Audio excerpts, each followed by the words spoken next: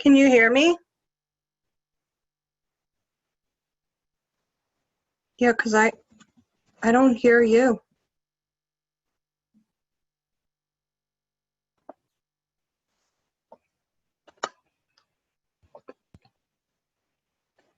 I don't hear anything.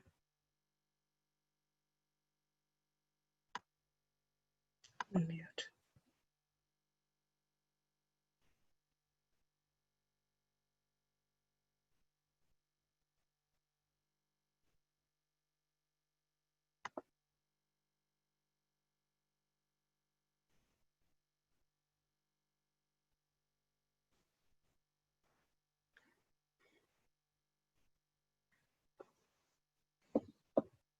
Why am I not hearing anything?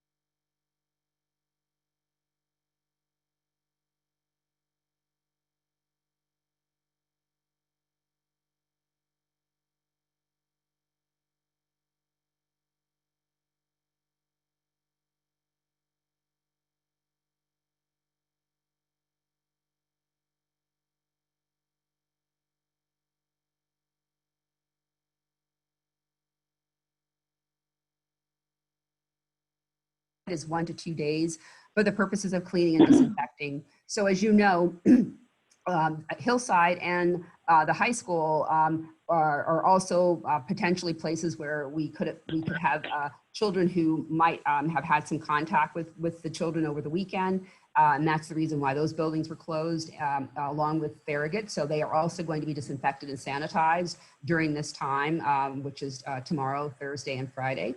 As I learn what's the result or the outcome of the contact tracing, I certainly will inform the community and follow through with any recommendations or actions that may come from the Westchester Health Department. As I said, they certainly can impose a quarantine if they deem that to be appropriate, but other than that, that's not within their purview to close schools. So I just wanted to make sure that was clarified. And again, information about contact tracing is in our school plan. And we also have an FAQ that was provided by the Westchester County Department of Health, which is also a part of our school reopening plan, and that is utilized and referenced. Our medical director, Dr. Sue, was also instrumental on our school reopening team to make sure that this section of our plan on health and on medical was also reflective of current practices along with CDC guidance. So I just wanted to make sure that was clarified, and I want to thank everyone who was involved in making sure that we had all the information available to share as was needed. As well as our custodial and buildings and grounds team, who has had some practice in the past of disinfecting and sanitizing our buildings, and so they will be working very hard tomorrow and Friday to make sure that takes place along the lines of our safety guidelines and the protocols that we've developed. So I want to thank them in advance for having to do that, and I want to thank our board, for being deeply knowledgeable about what has to take place and who has to do what. And obviously, I want to thank the community and our educators and faculty and staff as well, because none of this is, we don't expect to, nor do we want to, to be out of school, especially since we just started. But we certainly have to ensure the health and physical safety of all of our children, as well as our faculty and staff. So. Thank you very much. And as I said, I'll be providing another update on Friday. Thank you, Valerie. And I see now that Maureen and Melissa are both present on the call. I don't know if Melissa, if you'd like to go ahead. Sure, I'd be happy to. I don't know if you can see me. I can see all of you, but you can hear me now, so that's great. So I'd like to begin with a professional learning update, and Laura Sullivan, Jennifer Sprelli, Kevin Hanlon, Kristen Kumar in her new role as the inclusion facilitator, and I met recently with Inclusive Schooling to begin planning for professional learning for this school year and continue some of the discussions that we had in the spring. And those discussions are ongoing together with Valerie. Also, during the past 2 Wednesdays, our faculty received formal training in Edgenuity products to support their instructional toolkit. Members of the K-5 faculty received training in Odysseyware. Members of the 6-12 faculty received training in courseware.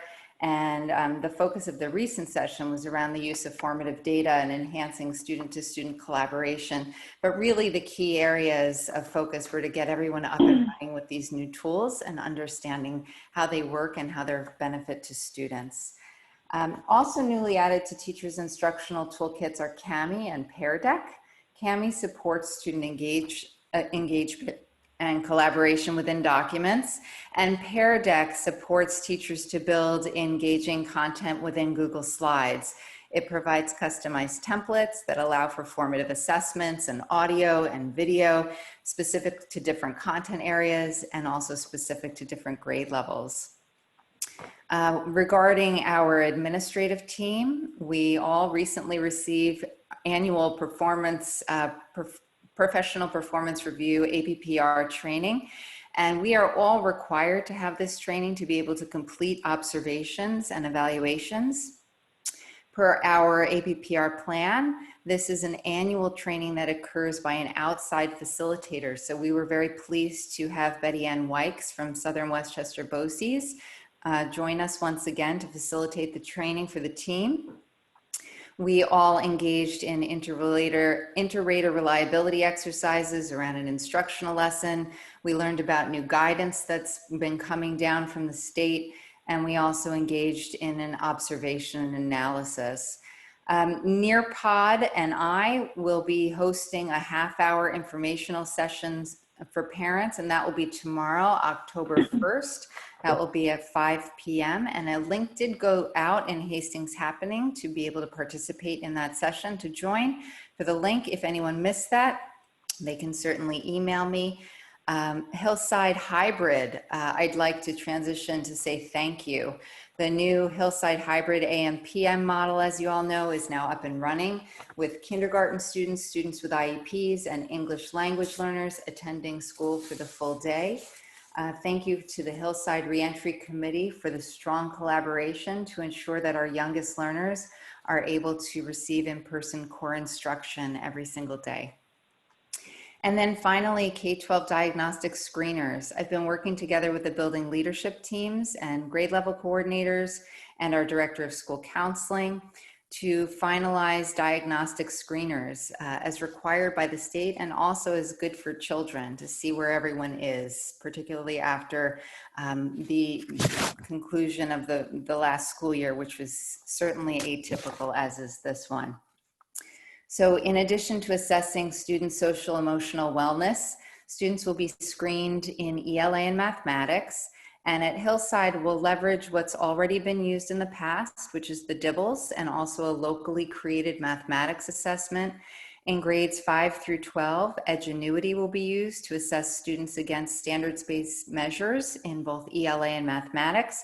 And these assessments are intended to take approximately 30 minutes each. We do not want them to be onerous, and we want to make sure we have a good sense of where children are and thinking about how we can begin our instruction to be able to fill some of the gaps that may exist. So thank you, everyone. Thank you, Melissa. Maureen, did you have any comments at the beginning? No, being that I'm going to be doing the two presentations, my comments will be, part of those presentations this evening. Thank you, Lauren. Thank you, Maureen. I don't know, I know that Sophia Monero is on the call. I don't know, Janine, if you can engage her audio. Yes, I'm going to unmute her. Great. Hold on. This is our student report.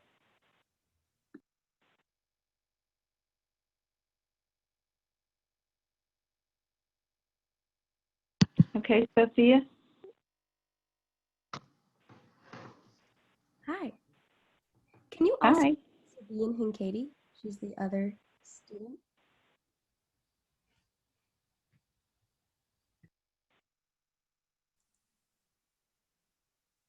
Who else? It's Katie. It's Sabine Hinkady. Katie. Let me find Katie. Okay. Sabine Hinkady.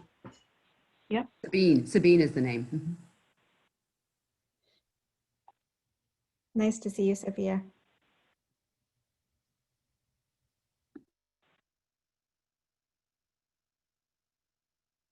Sabine, are you there? Yeah, I'm here. Thanks. Okay. Okay, so I'm sure obviously that all the people on this call have had a really stressful past 2 weeks and an even more stressful day. But just going off of what's been happening in person, I think that most people can agree that it's overall a more ideal learning environment, and it was really fun and happy and positive to be back in the building. And you could tell that the faculty was genuinely happy and excited to see students in person and yeah, just be in a semi-normal school format. However, everything is still really stressful, even more so after the closure today. First, students are still struggling with the underlying anxiety of a global pandemic, and family dynamics are still pretty weird. And I just think it's important to highlight that this hasn't really changed since just because school has started. And after a situation like today, it is clear that a sudden change in school life and an abrupt evacuation is also very difficult for students to wrap their heads around. And in general, I think that consistency in a learning environment, regardless of whether virtual or in person, can take stress away from students. So that's all I have to say. I'll let Sophia say a few words now. Hi. If the meeting was Monday, I think what I would say would be completely different. Monday was everyone was so optimistic. People were in school, sports were starting. I had my first club meetings, and I usually like to stay positive, but I do have some negative feedback I'd like to bring to the board's attention. It's really, really difficult to focus virtually for 7 hours a day. It's been discussed a lot that it's hard for kindergartners. I'm a senior. I'm 17. I cannot focus for 7 hours a day just staring at my screen. And then on top of that, we're expected to complete multiple hours of homework assignments. And not only are we getting a lot of homework, but everything takes so much longer. For example, during non-COVID times, an assignment may have only taken 20 minutes, but now, because of all the stress and exhaustion, that same assignment could take up to an hour. Last year, we had an altered grading policy in order to ease some stress. I think, at least for me, this year is so much more stressful than the end of last year was. When each assignment is graded normally, there's a high pressure to put significant effort into each one. That on its own in normal times is really stressful. Maybe not a grading policy as extreme as last spring's, but some leniency and less work is really necessary. The excess work also prevents students from having positive social interactions after school hours. For example, my friends and I really like playing this virtual team video game. And I have a generally high-achieving friend group, and now we don't have time to play during the school week. We just work and go to sleep. So for many students, the Flex Wednesday has been a huge relief. It was a day to catch up and complete work in advance that was due the rest of the week. We were really relieved when teachers didn't assign a huge amount of work to complete on Wednesday. This was really appreciated and should not change. A catch-up day is needed so weekends can actually be weekends. My last point pertaining to workload is that teachers have been posting assignments at really weird times. When I asked students across all 4 grades in the high school how their weeks went, the most frequent complaint was that they were getting notifications after school hours for assignments due the next class. I think homework should be posted during school hours and mentioned during class. I hope the board and any teachers listening to the call right now really consider this feedback. I know everyone is trying their best and everyone is super stressed. Thank you.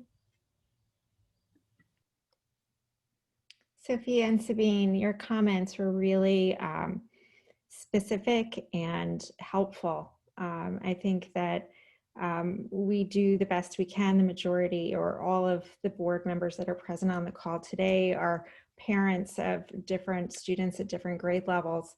And we see the experiences of in our own households, but we don't necessarily see the experiences that you're talking about. So it's really productive for the specific kind of feedback that you're providing us. And all I can say is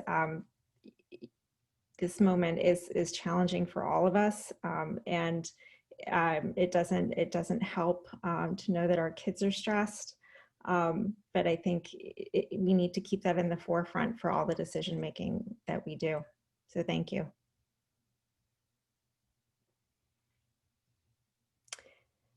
We're going to move on to the public comment. In this meeting, if you have a comment, you can put your name in the Q&A, and the district clerk will call your name, and you have 3 minutes after you're unmuted to speak. Please state your name, and if you're a resident of Hastings, you will be cut off at 3 minutes just for time constraints. We thank you in advance for the comments.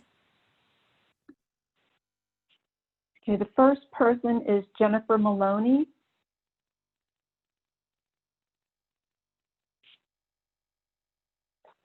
Jennifer, you need to raise your hand so that I can make you a panelist.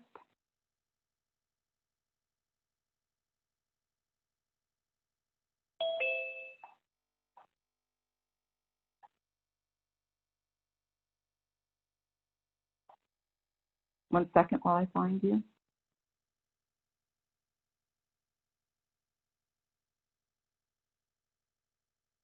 Okay, go ahead, Jennifer.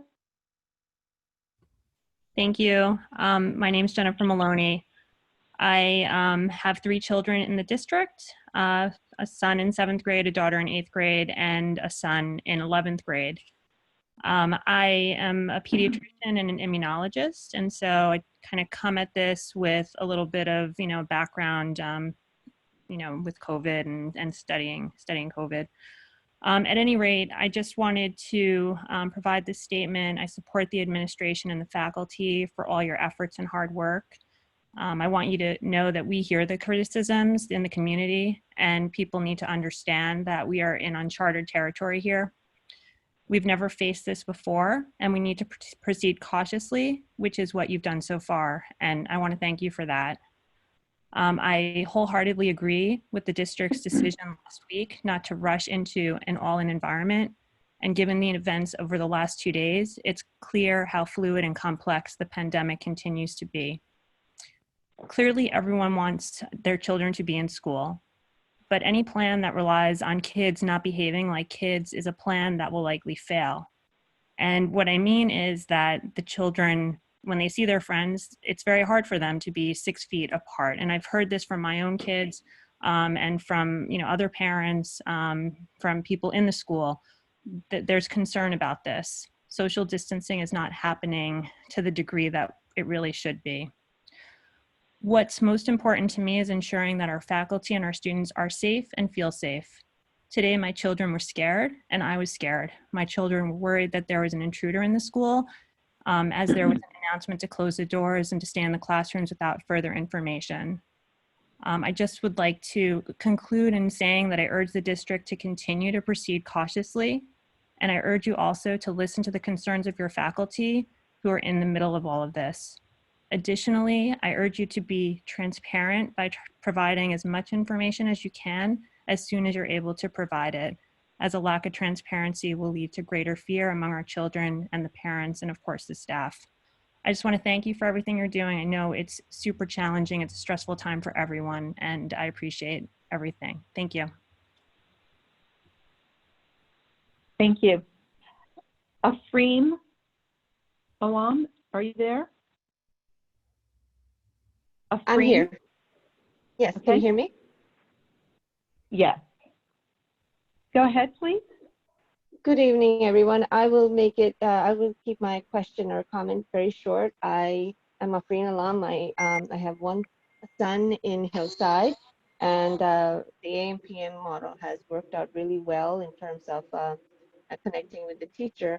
My concern primarily surrounds around teacher turnover, and because the teachers really provide the modicum of stability and certainty that the students have today. So anything and everything that we can do to sort of stem teacher turnover, I think would be important. I've heard that, some classes might get as many as 3 different teachers because of the, possible cost cutting measures in terms of hiring replacements. So really, I would urge to look at every possibility of keeping stability and keeping our teachers on board, perhaps even offering them options where they can only teach remotely, that they do have that option, especially given that we have to shut down at a moment's notice and there might be emergency health situations. So thank you for listening. That's all I have. Thank you, Janine. Thank you. All right. Is Nick Modern on the line? Nick? Yes. Can you? Okay, go ahead. Yeah. Yes, we can hear you. Thank you very much. My name is Nick Modern. I live at 38 Jefferson Avenue in Hastings. Very often I'm at the school crossing in the morning when the kids and their parents are going to school at Hillside. And today I felt there was a lot of kind of anxiety in the air. I'm 82 years old, so I certainly, sense myself at being at greater risk of COVID, but I felt there was a lot of uneasiness with the students and their parents. And I understand that these construction projects at Hillside School are still going to be underway. I would like to urge the board to delay these constructions until the COVID, we're on the other side of that, because I think the whole configuration of education may very well change over the next year. The focus on online studies, I think, is going to be more intense. And I believe that the money should be spent on permitting children to be at home. And also so that the teachers and the administrators can focus solely on the education rather than the disruption of the construction. And certainly this is something that could be delayed. And we do have an emergency, I believe, on our hands. There's one other thing I wanted to mention based on what the students said. There's a movie Michael Moore made called Where Do We Invade Next? And he talked about educational system, I believe it was in Finland, where the children are not obliged to spend as much time at school as in many other countries. And they actually have achieved the highest level, for kids in their grades. So I think there should be, I say should's easy to say, but I think it'd be great to look at other models where students aren't obliged to be so heavily involved with homework and with studies. 7 hours a day just seems to me to be almost like punishment for young people. So thank you for listening. Okay, thank you.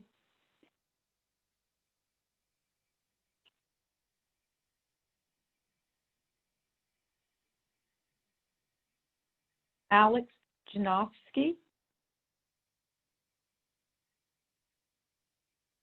Alex? Hi, can you hear me? All right. Yes, So I just wanted to comment on today's emergency closure decision. As board members Gallen and Sondheim have repeatedly stated throughout the reopening discussions, what matters most in terms of credibility with the community is process. I would go so far as to say that process is perhaps more important than the actual decision itself. And certainly to that end, appreciate the superintendent's color in this afternoon's letter, as well as at the beginning of this meeting. The district reopening plan published this summer lays out broad criteria for school closures, which include a significant number of students and staff, presumably significant means more than 2, testing positive, a county-wide infection rate above 5%, which we're not anywhere close to that, at least not yet, or any kind of change in guidance from the Department of Health or other regulatory authorities. So obviously it seems like these conditions have not been met, and I think the superintendent has made clear that there wasn't any change in guidance or directive from the Department of Health. So I think the decision-making process here matters, because without a clear and consistent policy that the administration follows, then I think the confidence we all have as stakeholders is somewhat undermined in terms of just the consistency. I also think consistent and clear policies protect administrators, allowing them to make appropriate decisions in accordance with the broader objectives set by the public health authorities. Clearly, the public health objectives laid out by all the various authorities, WHO, CDC, the state authorities, county authorities, recognize that a 0% infection rate is both impractical and unattainable. That's why the policies focus on regional infection rates as well as on localized community spread. And so the reopening policy published this summer, as referenced by the superintendent, is definitely in line with these broad objectives. I won't pretend to be an amateur epidemiologist, the quarantine and closure policies that I've seen from health authorities and from other schools and other institutions on confirmed case, if they focus on confirmed cases, suspected cases, and direct exposure to known or suspected cases. And in fact, question 13 of the Westchester County Department of Health FAQ that the superintendent referenced at the beginning of the meeting is also consistent with this approach. So based on the information provided to the public thus far, at least my understanding of it, there have been no confirmed suspected cases or direct exposure at either Hillside or the high school. So I have yet to see a closure or quarantine from any other institution that contemplates closing because of, I guess, what we could call a second degree exposure. And I think that makes sense, because we could be in for a slippery slope, and I think the implementation would get impractical and onerous. So this all begs the question: has the administration adopted a de facto policy of mandating building closures in cases of suspected second degree COVID exposure? If that's the case, and that's the policy that the administration wants to pursue, which obviously is their right, then it should be spelled out so that stakeholders in the community can examine it and comment on it. I think this is imperative given such a You'll need to policy wrap up, please. would contradict all the recommendations we've seen from other health authorities. And I'd be keenly interested in having that kind of discussion. Thanks. Yeah, great. Thank you. Daphne, she?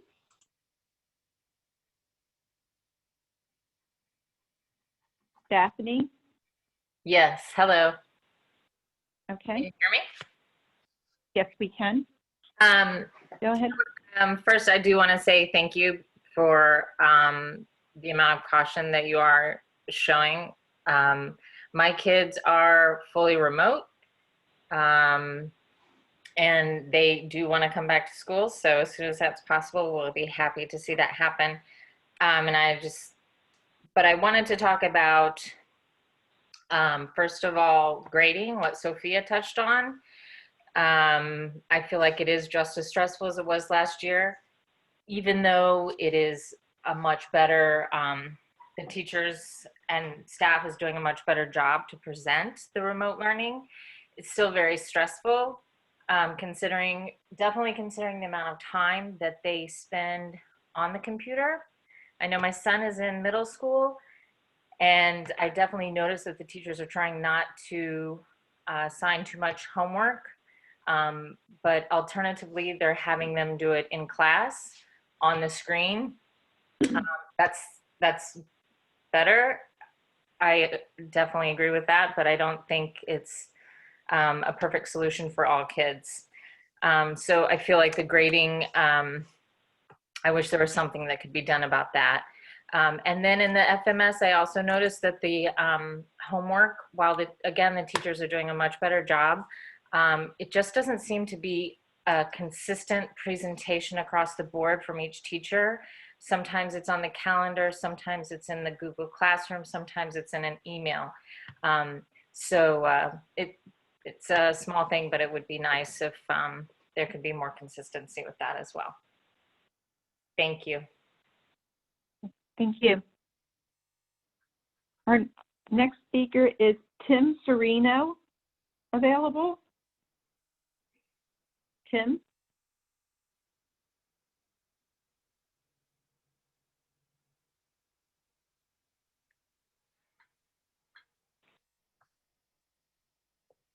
Tim, can you hear us? Hello? Okay, we'll go on. Iris Arno.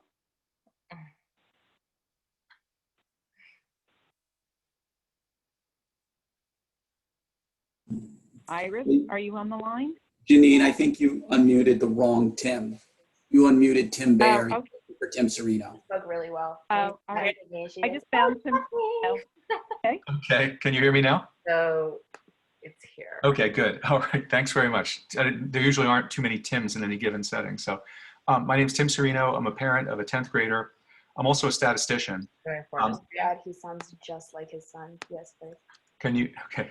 I have developed some statistical models around the probability of somebody with COVID arriving at the school and also the probability of COVID cases arriving in the community.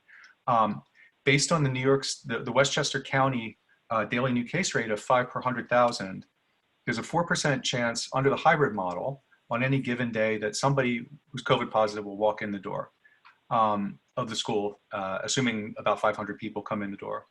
Over the course of a week, there's about a 16% chance that someone COVID positive will walk in the door. And over the course of a month, it's about a 50% chance that somebody with COVID will walk in the door.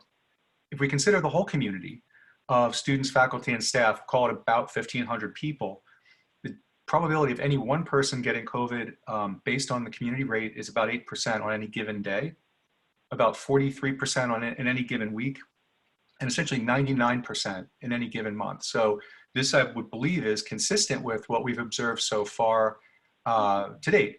I was expecting to speak hypothetically, but 2 cases have arrived presently, which I don't find too terribly surprising. And I wouldn't find it too terribly surprising for this to be the pattern that we see going forward, even with careful control that, the wise control that the board and superintendent are applying now of cautious approach to starting up and then quick pulling the trigger to pull people back to safety when the cases have arrived. I'm modeling the probability of arrivals only. I can apply this to, I've applied this to different states and the state university systems that are there, and it's pretty good match, actually, this approach to the modeling. Happy to share the details with anybody who's inclined to stats. I'm modeling arrival because that's really like the match that gets thrown onto the pile of wood. Once a case has arrived, the growth is exponential. So 2 becomes 4, becomes 8, becomes 16 in rapid succession unless something's done about it. So if you look at the experience at University of North Carolina, for example, there were a couple of cases, then there were 30, and then there were 300, and then the school closed. So it moves fast once it's in. So if there's a message in all of this, it is to take this risk very seriously. The probability of arrival of a COVID case is about 11,000 times higher than the probability of a fire and the probability of a school shooting combined. This is a here and now kind of a risk. Once it gets under the tent, it can grow very fast. So I appreciate all the cautious actions the district is taking. My son would love to be back in school full time with his friends. I definitely understand the social implications of these kids having to be isolated, but this is a very, very formidable risk that we're dealing with. So thank you for your time. Thank you.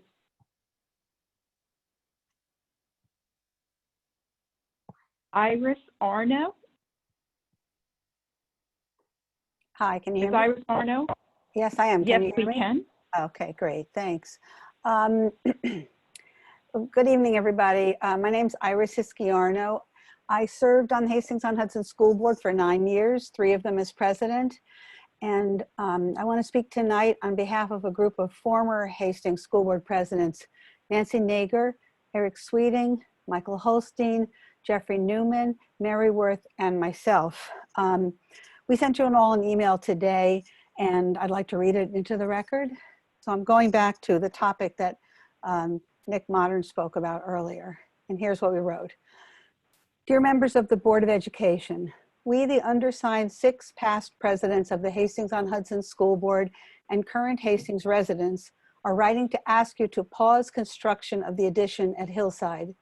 Even without the large cost overruns, such as already have happened with the initial estimate for the addition and now with the bid for the Hillside roof, the current conditions and uncertainty created by the COVID-19 virus mandate a review of all educational policies and practices, as well as our facilities.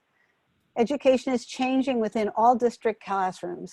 We have no idea what the physical requirements will be for our schools in the future. It is time to pull back from the construction plan that passed so narrowly in what now seems like a distant past. The financial situation of many in our town has worsened during the pandemic. The needs of our students and teachers have changed because of it. The board and the district are faced with unprecedented challenges. Given the myriad and ever-changing ways in which we are compelled to adapt to these difficult times, it's lucky that we still have the choice to postpone construction until the demands of our new world are better understood. We believe this would be in the best interest of all, and we urge you to make this your decision. Thanks for letting me comment tonight. Thank you. Is Tyra Gritzman? Tyra, can you hear me? Yes, it's Kira. This is Kira Gritzman. Kira. Can you hear me? My apologies. Yes. Okay. Yes, we can. Hi. So I'm a parent of 2 children at Farragut, and I'm also a physician. I practice oncology in the Bronx. So I'd like to thank the district leadership for their wise and cautious decisions both last week and this morning to keep our community safe. I really want to make sure that we continue to follow the data and take all the necessary precautions to prevent a real outbreak in our community. And I'd also like to speak in support of our teachers who I know have been working extra hard to educate both kids learning in the classroom and kids learning from home under these very challenging circumstances. As you probably know, some of our teachers are at significantly increased risk from COVID-19 due to existing conditions, such as relatively common conditions like kidney disease, obesity, lung or heart disease, or diabetes. According to the CDC, some of these conditions can increase the risk of becoming hospitalized from COVID-19 by more than 4 times that of the general population. Although it may be necessary for some of these teachers to take leave, really this could be avoided if they're allowed to work remotely instead. Even some physicians are being given this accommodation due to health-related risk factors, such as in my department in my hospital, and are allowed to practice telemedicine instead of seeing patients in person. So even if we say that the teachers are essential workers, then surely they can be granted this similar accommodations as physicians who are treating cancer patients. As we've already seen from the first 2 weeks, while not ideal, a robust remote teaching program can be effective and engaging for many learners. And this would also reduce the need for substitute teachers or replacement of teachers who are on leave. And even for those teachers who normally teach from the school building, I want to make sure that we're following the CDC rules for when they might need to stay home. So for example, if a teacher has symptoms suspicious for COVID-19, but they're awaiting the results of a test, they should still be required to isolate at home for at least 10 days. And if a teacher has a known exposure to someone with COVID-19, they need to quarantine for 14 days. These are the current CDC guidelines.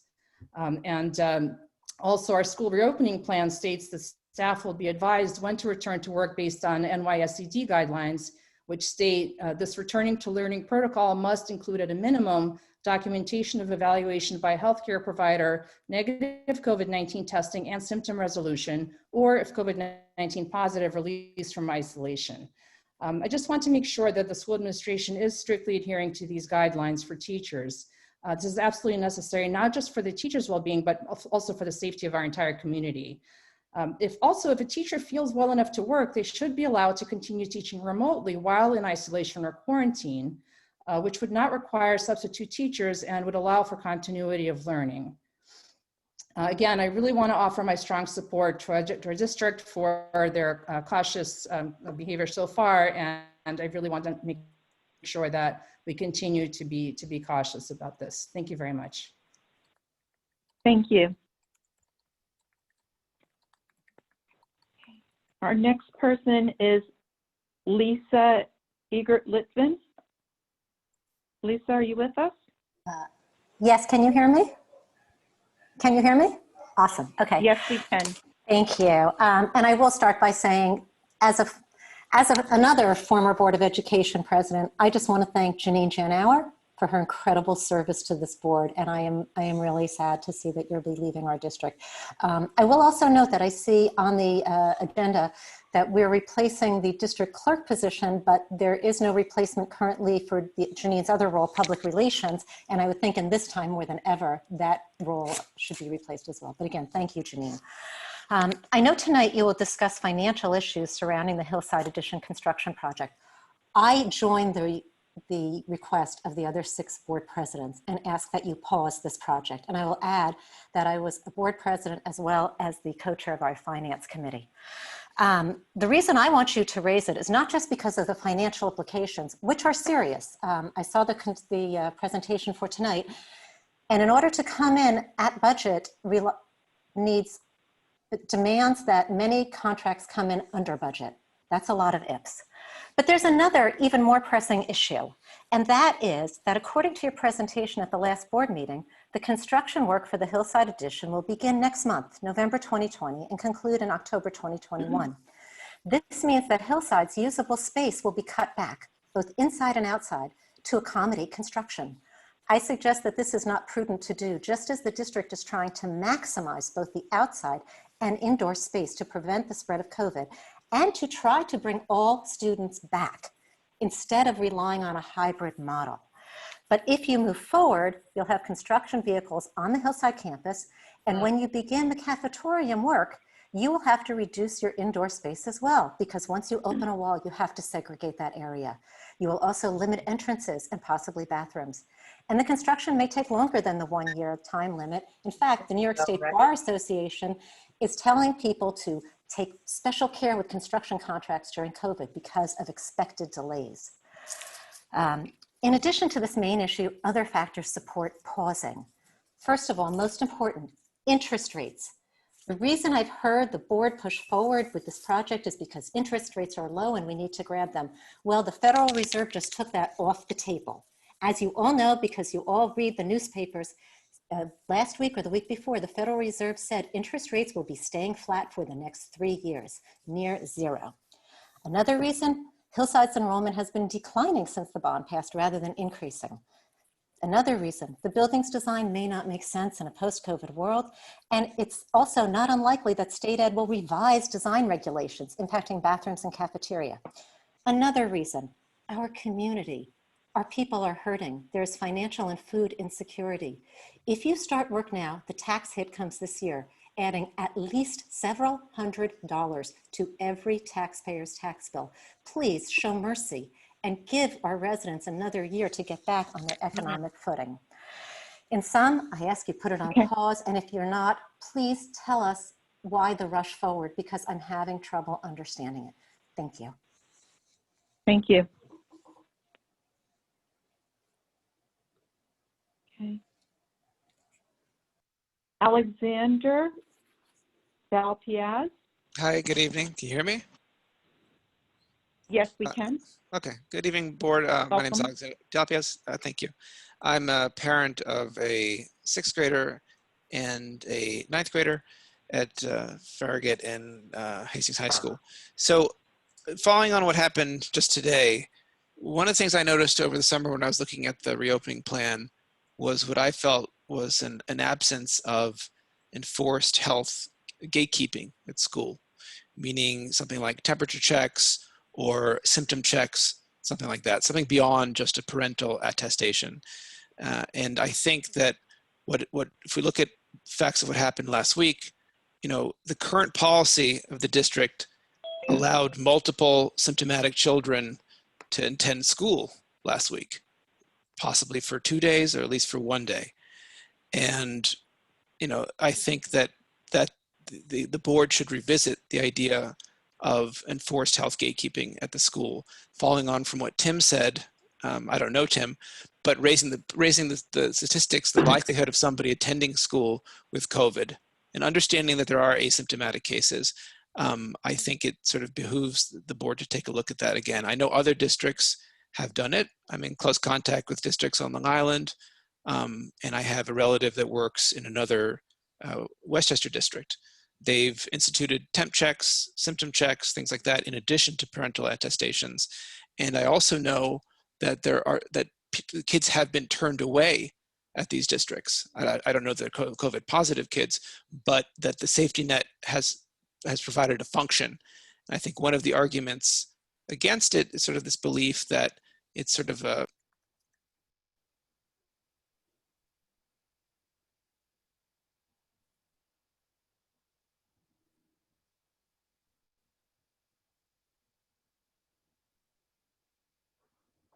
I've lost the audio.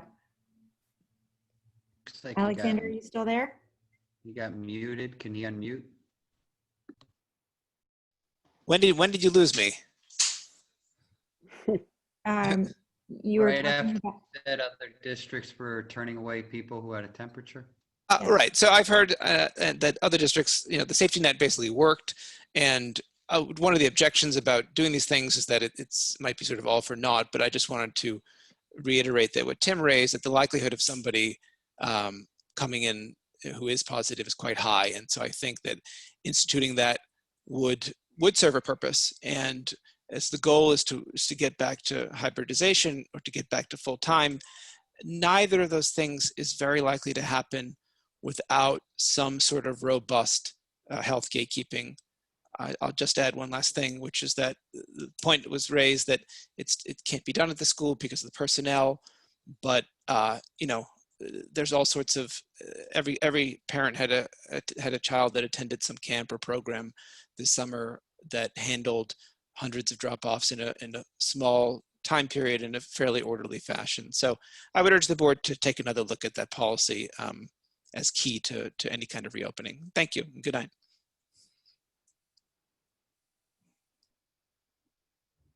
Is Andy Zimmerman? Andy Zimmerman? Yes, hi. Yes, hello board and all who are helping keeping things going in these challenging times. I guess I just wanted to, one issue that I'm seeing that I think that we're all seeing is that there's a bunch of staff members who have gone missing, who are on leave or otherwise are not working. And I think from what I've heard, there's concerns among the staff for their health, and that perhaps their concerns have not been adequately taken into account. I just want to, and the thing that I want to say about them is that some of the people, I mean, I know my son started the year with 3 substitute teachers. I believe one, now it's down to 2, but that's still a lot for one day of school. Some of the teachers who are missing are some of the most experienced teachers, the most knowledgeable, the ones whose knowledge is the most difficult to replace. This is because, of course, they're generally the older teachers are the ones who are more concerned for their health in this pandemic, understandably, and may have more pre-existing conditions and the like. They're the ones who are the leaders at the school and and can help. They're the institutional memory and the people that can help the other teachers learn how to be better teachers. And if we lose them, we're just going to have a much poorer school experience for all the kids. So I would just really urge the board and the administration to really pay attention to the concerns of the teachers. A couple of people have suggested finding a way for them to work remotely. I mean, I'm not going to get into the details of that right now, but and other people have mentioned more testing, just whatever can be done to make them feel safe, and of course to make the kids feel safe too. And right now, being all remote to me seems pretty safe as it is, and I'm not too unhappy with that. I realize that other people are unhappy, and I wouldn't want to make everybody be all remote all the time, but just whatever we can do to increase the feeling of safety of the teachers and the parents and the students. I trust that you're going to redouble your efforts to try to find it. Okay, that's all I got to say. Thank you. Thank you, Andy. There is someone by the name of Lisa. Is there a Lisa? Yes. Can you hear me? Could you state your last name also, please? Constat, Lisa Constat. Okay, thank you. Okay, I'm the mother of an 11th grader. Can you hear me? I think Yeah. I'm muted again, yeah. Okay. So I just wanted to say 2 things. The first is that, you know, I hear some people coming on talking about the plan. I mean, we can have as many plans and as much planning as up the wazoo, but we need to be flexible because sometimes things happen and the plan has to change. So, you know, I really appreciated the fact that you closed the schools down today. it doesn't bother me that that wasn't in the reopening plan or whatever. I feel that at a certain point, you guys are making decisions based on information that we can't always be privy to because of privacy concerns. And at some point, we have to trust that, that's why you're making those decisions. And so I just wanted to say that, for one thing, that, a plan is all good and well, but we also really need to be flexible and mindful that, the administration is going to need to react to situations that happen in the moment.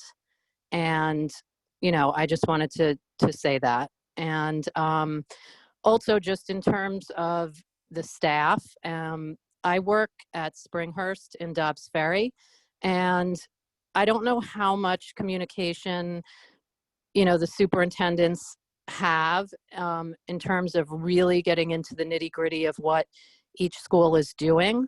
But I have a medical exemption and I work from home. And, Dobbs Ferry has been really, really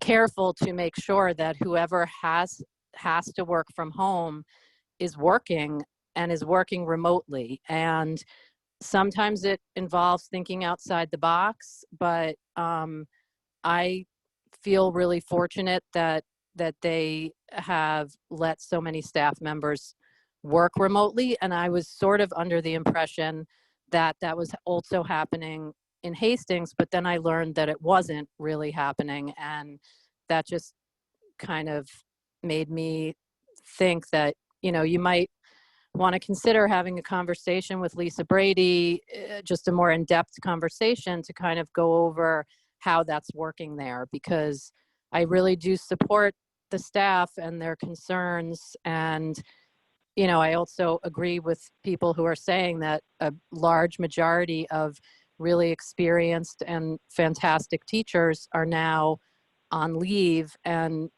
some having to go without pay, which is just really, really unfortunate. Okay. So. All right, you need to wrap up, please. I'm done. Thank you. Thank you.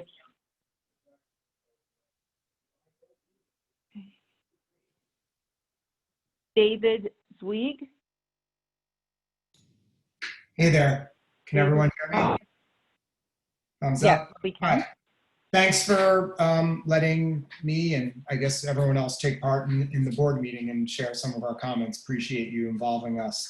I'm speaking a little bit off the cuff here, so this may not be completely smooth and coherent, but I'll try my best. I just, regarding today, I'm hoping that some of the board members will speak to the superintendent and the administration for everybody to have a very detailed accounting of how the full emergency break closure and shutdown of the entire school system, why and how that took place today. I think another person who spoke, another community member, was also asking about that.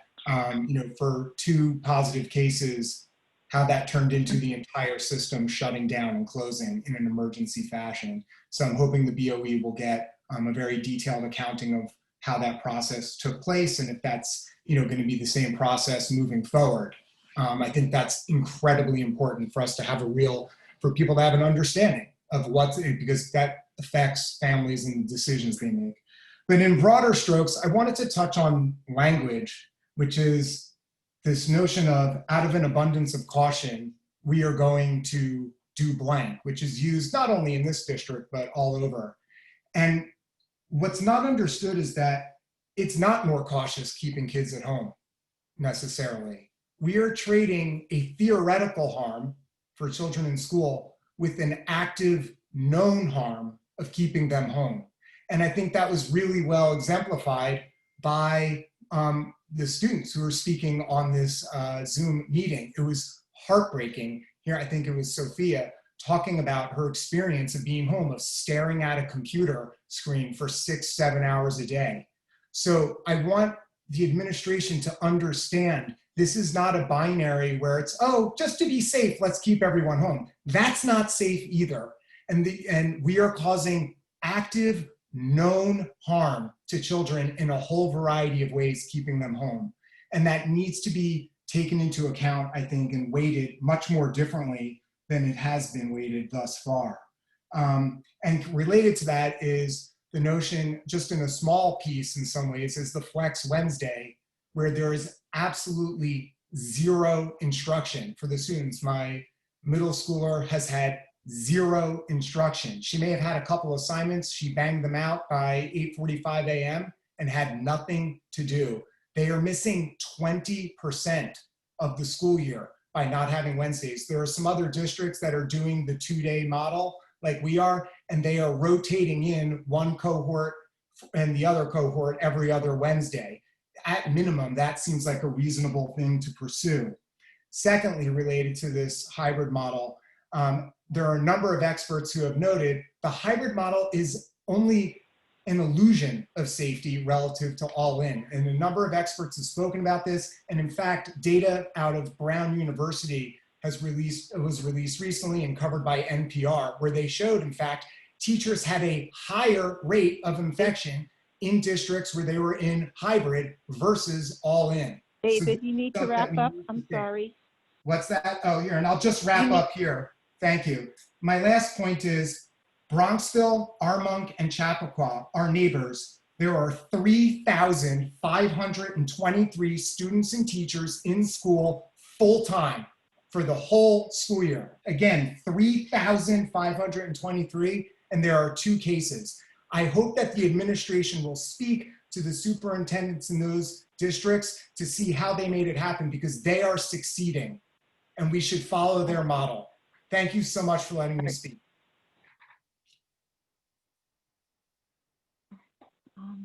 Let's see. Amy Nichols. Amy Nichols. Hi, can you hear me okay? Yes, we can. Hi, I'm Amy Nichols. I have a child in Hillside and a child at Farragut. They're both fully remote. I really wanted to share my appreciation for what the teachers have been able to do thus far. They are clearly working tremendously hard and with so much care. And so I really just wanted to acknowledge that and appreciate them, and also share, as many other commenters have, my concern for them. My husband and I both work in schools, so I have the perspective of ourselves and our colleagues. And folks are really, really concerned, and for good reason. I am very concerned about, as others have mentioned, leaves, early retirements, and the idea of, our teachers being replaced and the teachers who are left behind having to scramble in order to cover. And I know this is really an impossible situation, and there's so many voices and so many difficulties out there, no matter what, but we really don't have education. We don't have school without our teachers and our staff being healthy and being okay, emotionally and physically. So I really hope that their needs and concerns and requests are taken very seriously, whether that's the ability to teach remotely, whether that's their thoughts on how things should be working, and so I really hope that that's being taken into account when we're making these, granted, very, very difficult decisions now and in the future. So thank you very much. Thank you. I'm not sure how to pronounce your name. Ione Shi. Hi, yeah, can you hear me? Yes, we can. My name is Ione. Sure, I am a student at Hastings High School. I'm in 10th grade. I just wanted to say a couple things really quick. First of all, I think that altogether as a whole, the staff is doing a really great job, and I am a full remote student, and so is my younger brother, who is in the 7th grade, and we both feel fully supported by the staff, and Flex Wednesdays are very helpful for us remote students, and it provides us with a lot of security that we don't get during the day because there are students in school. And something that I just wanted to touch on really quickly, I live with my grandfather. He's very old, he's very high risk, And I've had a lot of anxiety, and I know a bunch of my peers have too, about going back into school. That's why I'm doing full remote, and many of my peers are as well. And something I've heard from people that are in school is that distancing is very difficult to be enforced. Obviously, like, the teachers are having a hard time enforcing distancing, and it's making a lot of students anxious, and it makes people less hesitant to go back to school, even though in-person instruction is what we really need right now. So I think if the staff could try to put a little more energy into keeping the students distance and really keeping a safe environment, that would be ideal. That's all I have to say. Okay, thank you very much. Next, we have Janine Malillo. Janine, are you there? Yes, hi, can you hear me? Yes, we can. Okay.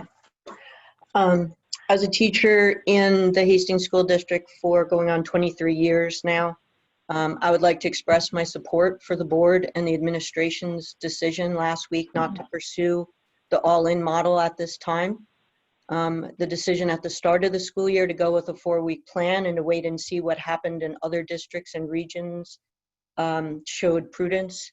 And I would also like to thank you for having closed down under the current circumstances. I do continue to be concerned about the hybrid model and have some questions about that.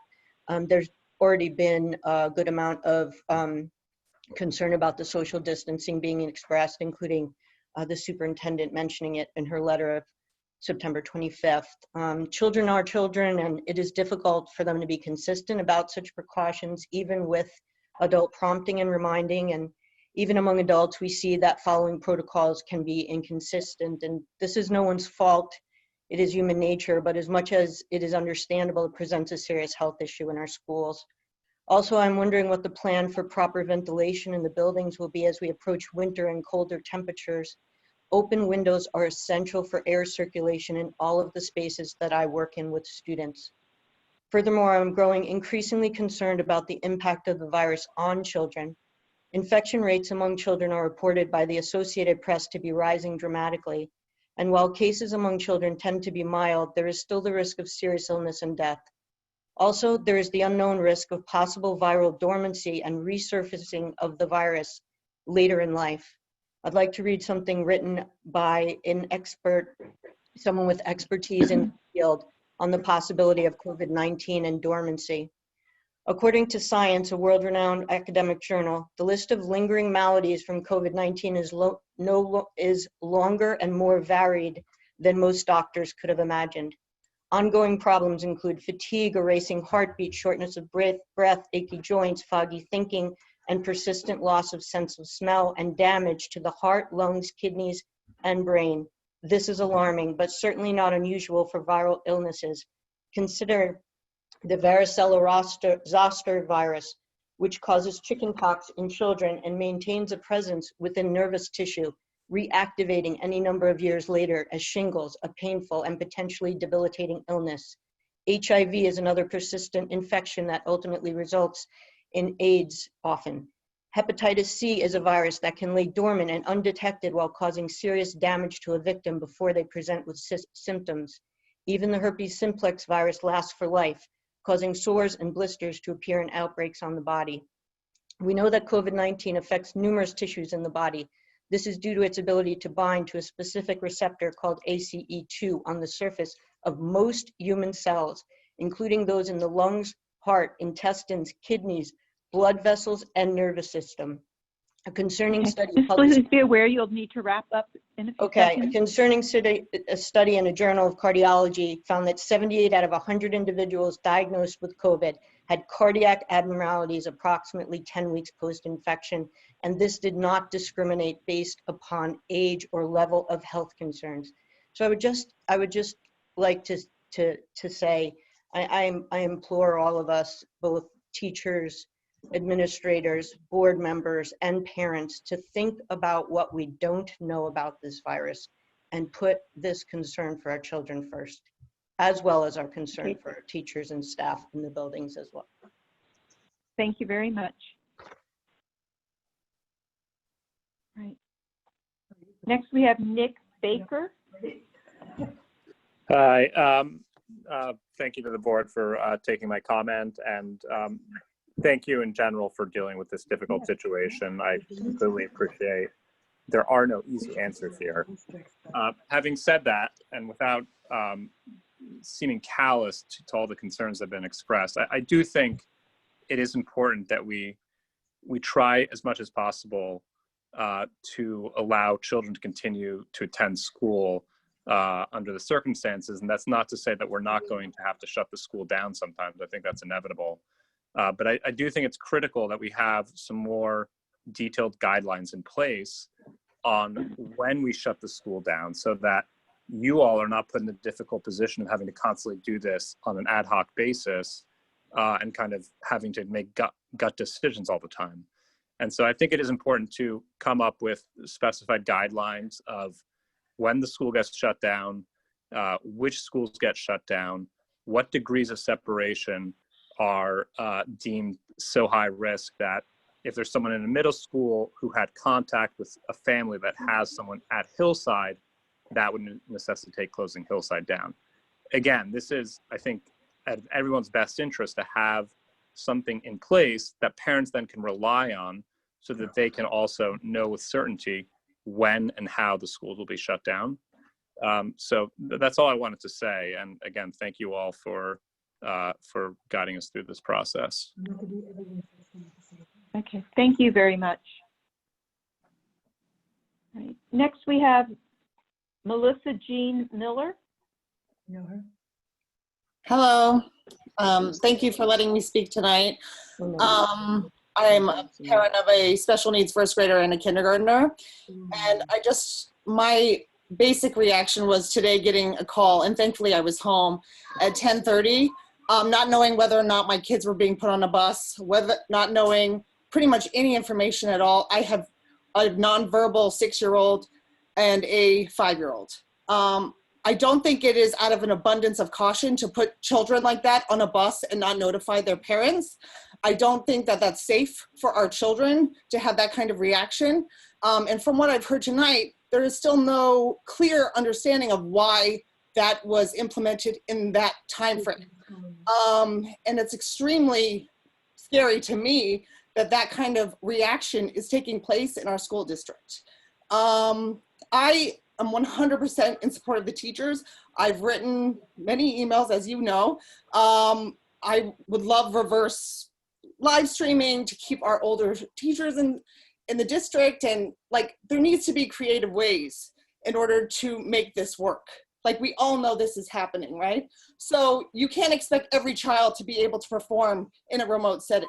You can't expect every teacher to be able to perform in a classroom setting. So you need to have a creative plan.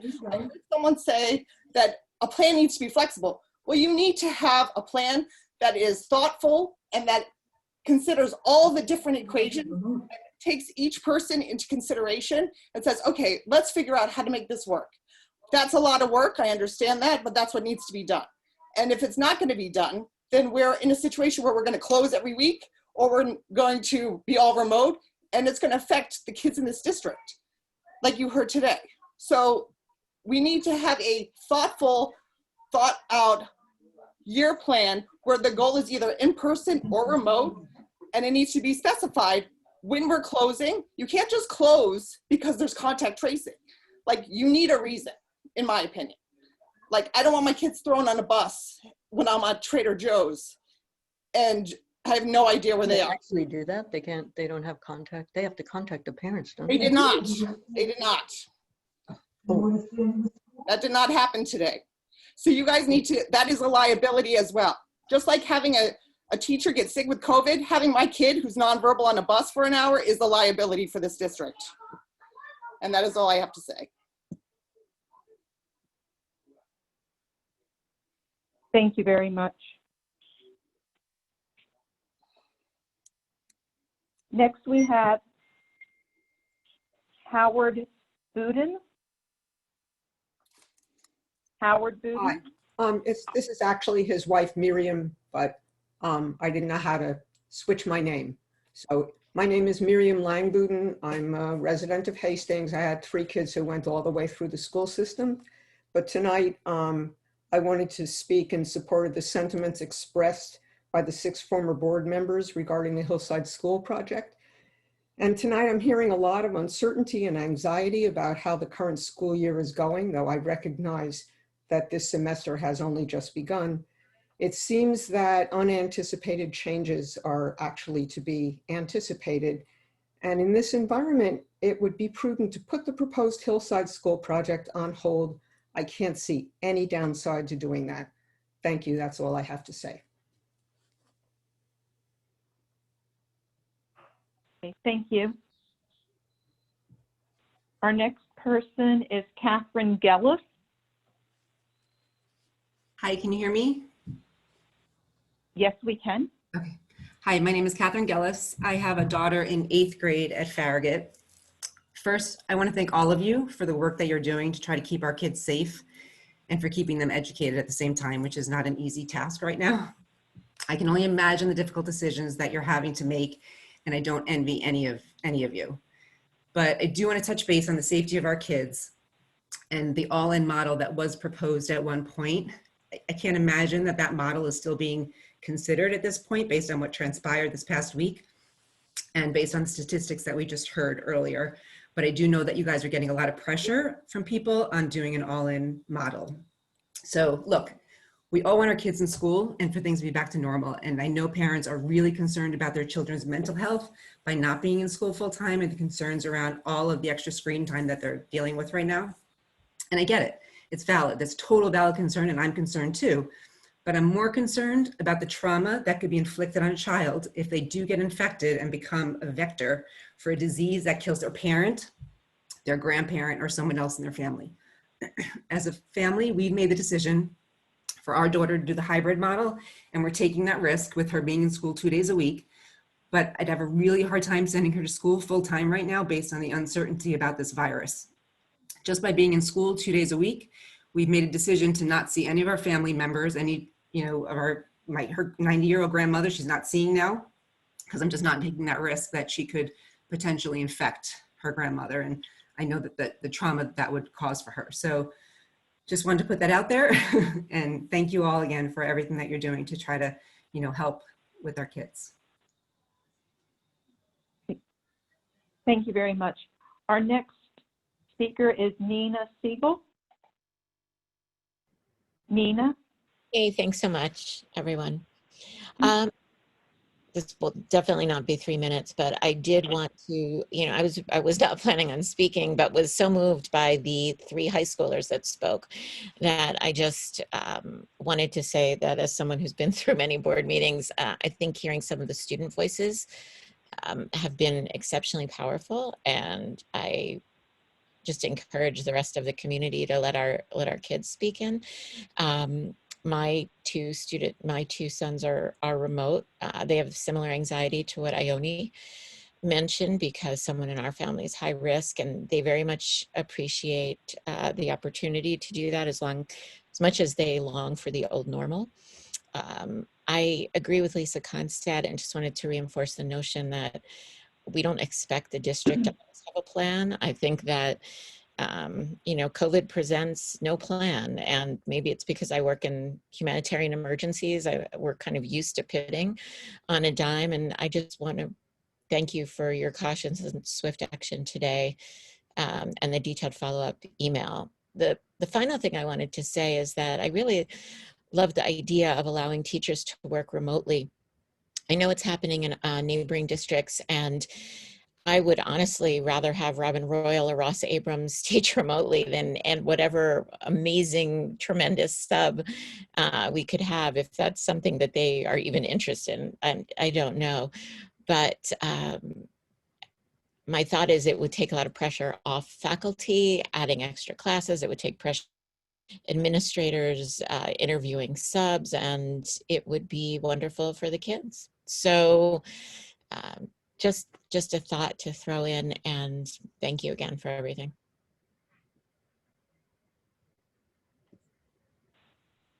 Thank you. Is Sophia Wolf Yes. available? Hello? Okay. Yes, thank you for. Yes, go ahead. Thank you. Thank you for letting me speak. I'm the mother of a 6th grader. I'd like to echo another comment from a parent earlier who stated that we aren't considering truly the harm done to our children by not being in school. My son, an only child, has been struggling in numerous ways, not academically, but emotionally and also socially in an extremely crucial developmental period of his life. I wonder if the hair trigger response today to 2 cases in this district is a foreshadowing of how this year will go with every single new case. There were always going to be new cases. I thought we had a plan for that. It seems that we don't. If this will be the case, okay, but I would just like to know. I would like to know that in advance. I need to plan what is right for my child in his circumstances, as everyone else needs to be able to plan for their child in their particular circumstances. This has not been clear to us. I was thrown off base today with this. And sadly, if this is the way it will go with every new case, then I would be forced to remove my son from the district. Very, very sadly. I thank you. Thank you. Brian Jacobs. Yes, can you hear me? Yes, we can. Go ahead. Thank you all for having us and for all the work you're doing. As everyone has said, you all are working tremendously hard on everything. I just wanted to comment, I hadn't planned to, so this is off the cuff, but there's been lots of discussion by folks on both sides really who are concerned about the risks of COVID, concerned about the various measures taken in the schools to keep kids safe, whether kids can social distance and things like that. I just wanted to weigh in that, we have kids, we have some unique medical risks. We want our kids in school full time, but I don't think that it's really it should be a debate in the community or even among you folks. The state has said that school districts, and we're a public school district, need to maximize in-person instruction as long as the local infection rate is below a certain level, which we are. No one's going to be forced to go to school. Obviously, anyone who wants to be remote should be, but likewise, anyone who wants to go to school full-time should have that option. And in my view, the state's guidance to this district and what the district should be doing is giving people that option. The state's guidance repeatedly says to maximize in-person instruction, to prioritize it, to make sure that's what happens. And what I see instead is zero mention of the state guidance and instead discussion of the risks and benefits, which I just don't view as the proper role here. So I just wanted to weigh in. This was a long discussion, and I was concerned that I hadn't heard any mention of what the state has told the district to be doing, in my view. Thank you. Right. Thank you.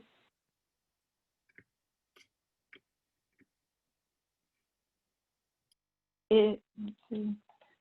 Anne Webb Craft. Anne.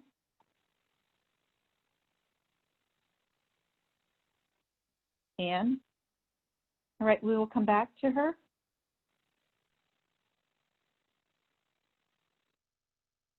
Janine, you can ask her name in the second public comment if we can keep going, please. Okay, I'm looking for the next. Kate Janowski.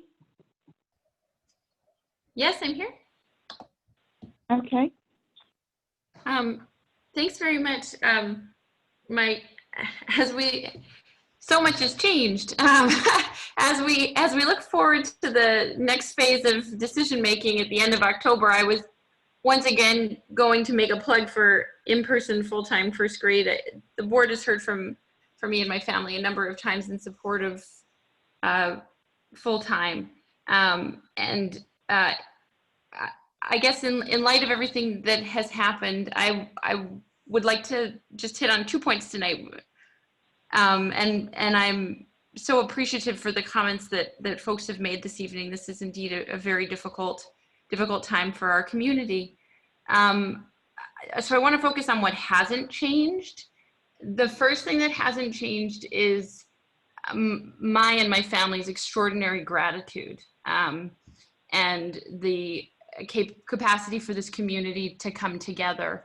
I think we all share deep values of equality, access to education, and a willingness to protect one another. And I think in these extraordinarily unique political times, I don't want to lose sight of that. So I want to respond with as much kindness and gratitude as I can, and applaud the extraordinary efforts, although I don't always agree with all the decisions and all the plans that have been adopted by this administration, and to share the positive moments of my 5-year-old first grader sashaying onto the school bus, and the extreme joy she had at returning to her classroom, and there is so much good going on. I don't want to lose sight of that, and I want to go on the record as saying thank you for all of that. The other thing that hasn't changed is a point I think that has been made before, and I want to make it again, which is I want to speak in favor of adopting a comprehensive policy for criteria in school closures, because I think it will make these decisions on how and whether to reopen a lot easier. Today, we closed all the schools because of a suspected secondary degree COVID exposure stemming from potential private socializing. If those are the triggers to close the schools, then I think that should be included in the policy. And I suspect that private leniency, to the extent it exists at all, will instantly evaporate. I think appeals to abundance of caution are not necessary if we have a clear policy that decision makers agreed to follow. I think that these will make these decisions a lot easier, and what we are capable of planning for. So those two things haven't changed. I think the district needs a comprehensive policy that everyone can point to, that when we do hit these hard moments, and this is very difficult, and this will happen. I don't think it's a failure at all that this has happened. I think everything. Okay, I'm sorry to interrupt, but you need to wrap up. Sure. I think everything that we'll measure is everything that happens next, is the policies that we choose to adopt, and how we respond to the next bumps in the road. So so that's it. Thanks so much. Thank you. Our next speaker is Stephen. Your sign in is S-T-E-V-E-N. Stephen, are you here? Yes, can you hear me? Yes, can you tell us your last name, Yes, please? Stephen Siebert. I'm the father of 2 daughters who graduated from Hastings High School in 2017. There's so much that has been said tonight that's heartbreaking and painful, and hearing Sophia talk is it's very compelling, and I sort of feel that as a father of 2 college seniors who experience some of the same stress learning remotely. And it feels like a little bit inappropriate to talk about the construction project in the face of so much human sort of concerns. But I want to just raise one issue for you to consider when you talk about that, and that is that given our national climate, I should just say I did send a letter to the board today where I expressed my sort of concrete concerns about that. But one thing I didn't mention there, and I don't think we talk about enough, is that our current national climate, where there's so much division across the political spectrum on something, it seems to me that given the closeness of the vote that we had back in other times, in ordinary times, is a word, and I frankly have talked to quite literally more people than the difference in the vote, in the second bond vote, who said that if they had remembered about it, they would have voted no. And I know there's probably people on the other side who said, well, if I had remembered about it, I would have voted yes. But given the fact that, like in the national scene, and in terms of the Supreme Court decisions and others, people are just saying, well, we have the votes, we're going to do it. It's really important as a community that we learn to really listen to each other and try to bring more people along with us. And given the closeness of the vote back then in quite different circumstances, and now I hear lots of people raising questions that they didn't have back then, I think it's really important that you model a way of listening to the community so that you shouldn't proceed just by saying, well, we had the vote, we have enough votes, we can do it.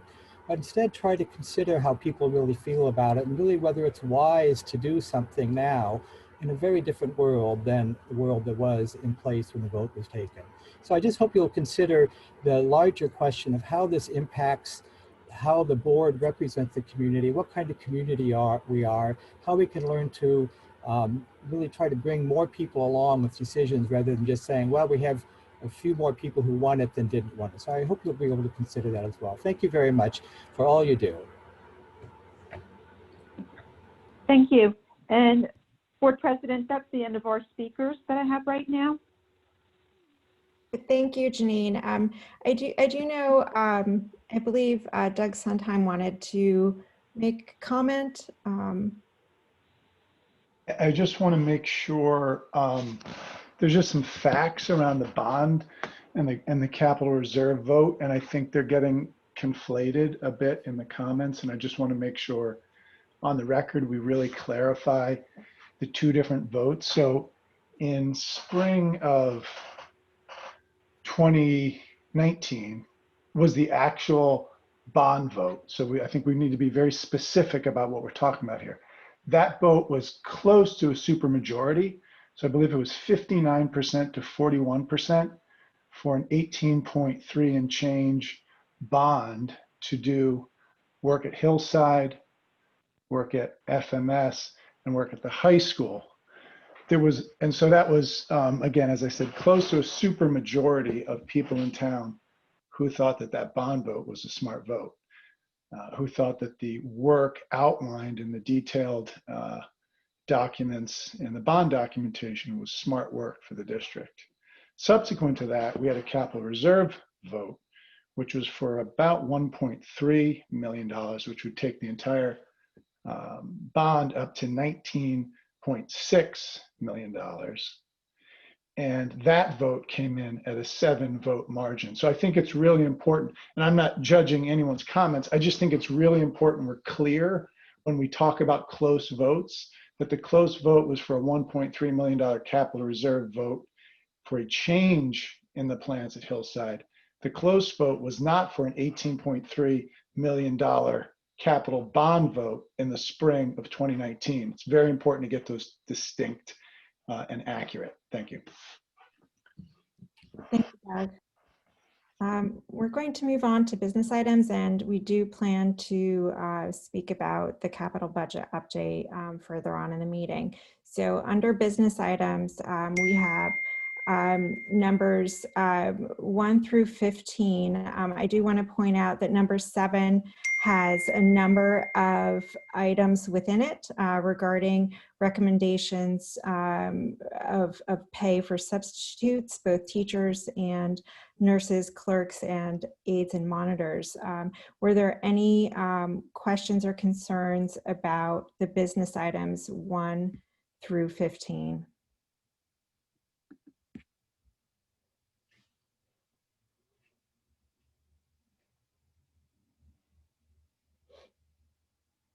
Is there a motion to approve the business items 1 through 15?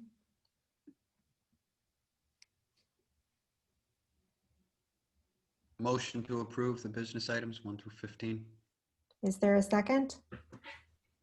Second. All in favor?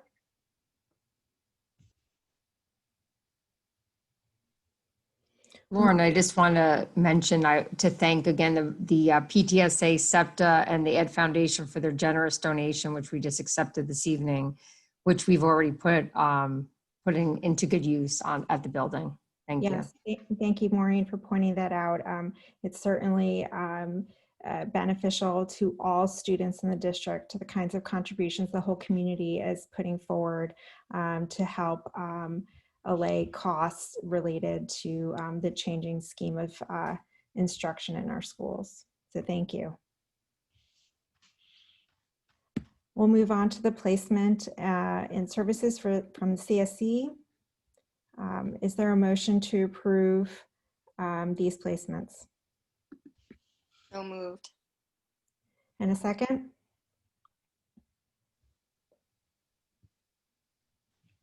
A second. All in favor?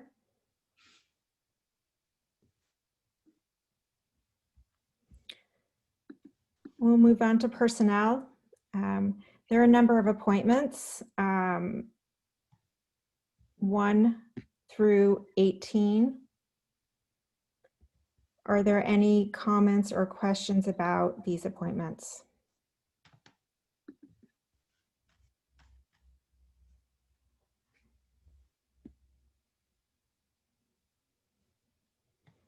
Is there a motion to approve the appointments 1 through 18? So moved. And a second? Second. All in favor?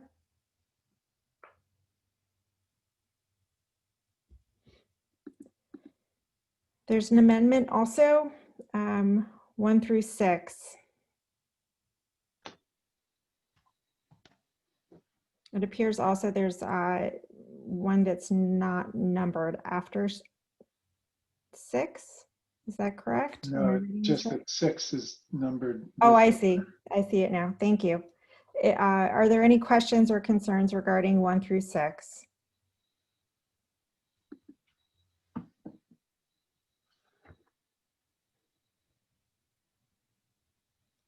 Is there a motion to approve the amendments 1 through 6? So moved. And a second?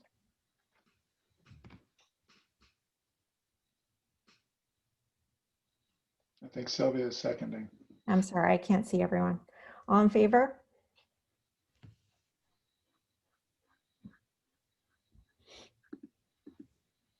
Then we have leaves of absence 1 through 3. Are there any questions or concerns about these leaves of absence?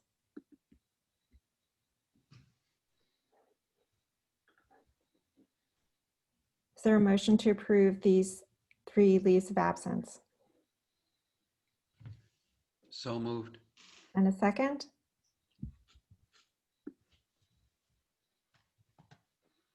Second. All in favor?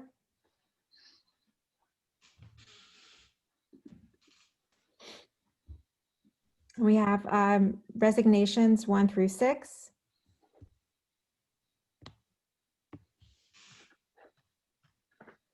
And again, I want to acknowledge Janine Genauer for her service to the district as you're here with us on the call. Thank you, Janine. Yeah, I would just like to say thank you. And, you know, I was thinking about all the wonderful board members and administrators I've worked with over the past years. And it was started with like Eileen Basher, Karen Campbell, Donna Lang, Lindsay Hicks, Gabrielle Lesser, Wendy Nadich, Lisa Litvin, Christina Mitchell, Nanisha Nunez, Tim Bear, and all of you. And I have to say that there have been some very rough years with decisions that the board has had to make and administrators have had to make. And every single person that I've ever met on the board has always had the best interest of Hastings community and the Hastings kids and teachers at their heart of their decision making. And sometimes you may not always feel that way because of the pressure you come under, but you are a remarkable number of people who give your all to the district, to the children and community, and you all should be applauded tremendously for the time and effort and heart you put into your decision making. So thank you for letting me serve the district for the time I was there. Thank you, Janine. Thank you, Janine. That means a lot. Is there a motion to approve the 6 resignations? So moved. And a second? It's Sylvia again. Okay. All in favor? Lauren, can I just say a comment about all of these personnel changes? Just really briefly, because there's so many people here. And I think, you know, I've been on the board for, this is my 5th year, and I can't remember a time where we've had so much change. And I'm sure there's something similar going on in every school district right now. And, you know, we have to make so many decisions as a board. But when you look at a list like this, I think the thing that really stands out is that these are all, you know, people's lives and people making a variety of really tough decisions, whether it's to stay or to leave or to take on, you know, new roles. And we've heard maybe a fraction of them, you know, 15 or 20% of the backstories here. And I just want to acknowledge everyone on this list who's had to make a variety of very difficult choices amidst a variety of very challenging situations. You know, it's hard when you've got to vote on you know, upwards of 40 difficult people decisions in a single vote and in 5 minutes, and we just raise our hand. But I want to just thank everyone for both what you've done in the district, and if you're coming, welcome you, and as well just for making these tough decisions and everything that it takes. Thank you. Thank you, Doug.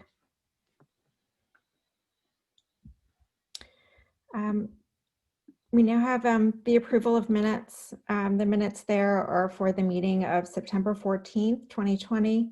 Are there any questions or comments about those minutes?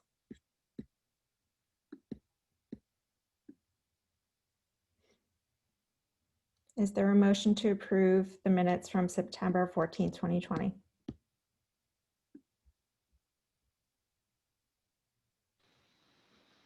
So moved. And a second? Second. All in favor?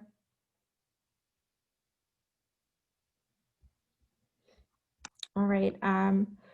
It appears there's a policy report. Valerie, did you want to speak to that?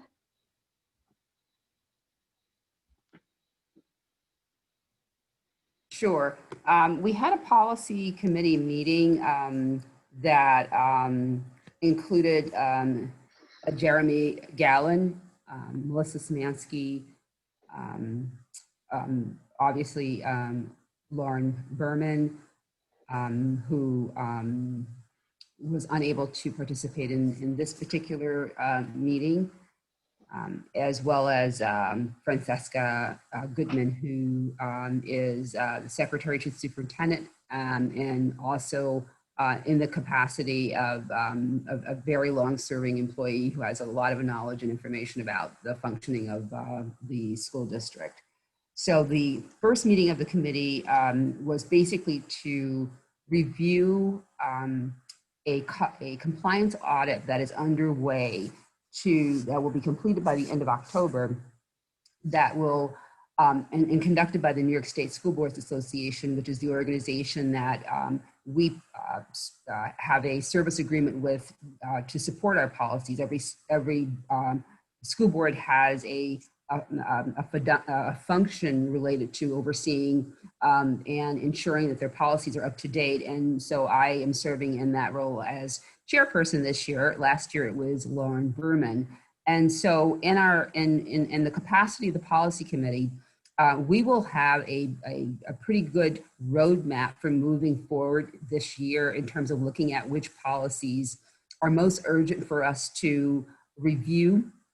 And the criteria for what we will be looking at is largely with regards to any policies that are out of date, any changes that have taken place, any information that has occurred at the state level that would require that we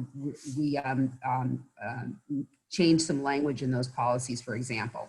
So some of the policies that we did look at that we will have further conversation about and share with the board in terms of not urgent, but just as an opportunity to take a look at them from the standpoint of, are there some adjustments that perhaps we'd like to make, that the board would like to make, or just have discussions about them. One of the policies was the promotion and retention of students, which is policy 4750. And the reason why that one was placed on the agenda was to ensure that the multi-tiered system of supports language was added to that policy, because as it stands, the language doesn't reflect that component, which is really critical to school districts in terms of ensuring that there's safety nets for children, and there's not a wait to fail model. So that this just requires an update to reflect PBIS, the positive behavioral interventions and supports, which is under the social, emotional, and behavioral realm of the umbrella of MTSS, as well as the academic. So that's one of the policies. The other is the employee activities. And That's to consider whether we should make the language reflect other contemporary ways in which employees are engaged in communication, which includes social media. So that would be the reason for that one. Tutoring for pay, which is policy 4452, is really an opportunity to take a look at whether it reflects the practices, the current practices in our district relative to, who would be responsible for designating or identifying tutors, whether that tutoring is happening here and on the school premises, is it being conducted by our educators or others. So we'll be looking at that at this policy for that purpose. Executive sessions, policy 2330, just not necessarily a change, but as a way to really make sure that we're following the policy that as it stands, and ensuring that those areas are still areas that would, in effect, be the reasons why a board would go into executive session. The policy 2330, which includes duties of the district clerk, treasurer, and school physician. We were just looking at the district clerk component, basically as a way to look at whether there is any need that the board would see to review any of these duties, especially as Janine transitions out and Melissa transitions in that role. So it's just really a way of just making sure everyone was on board with those responsibilities under the heading of the district clerk.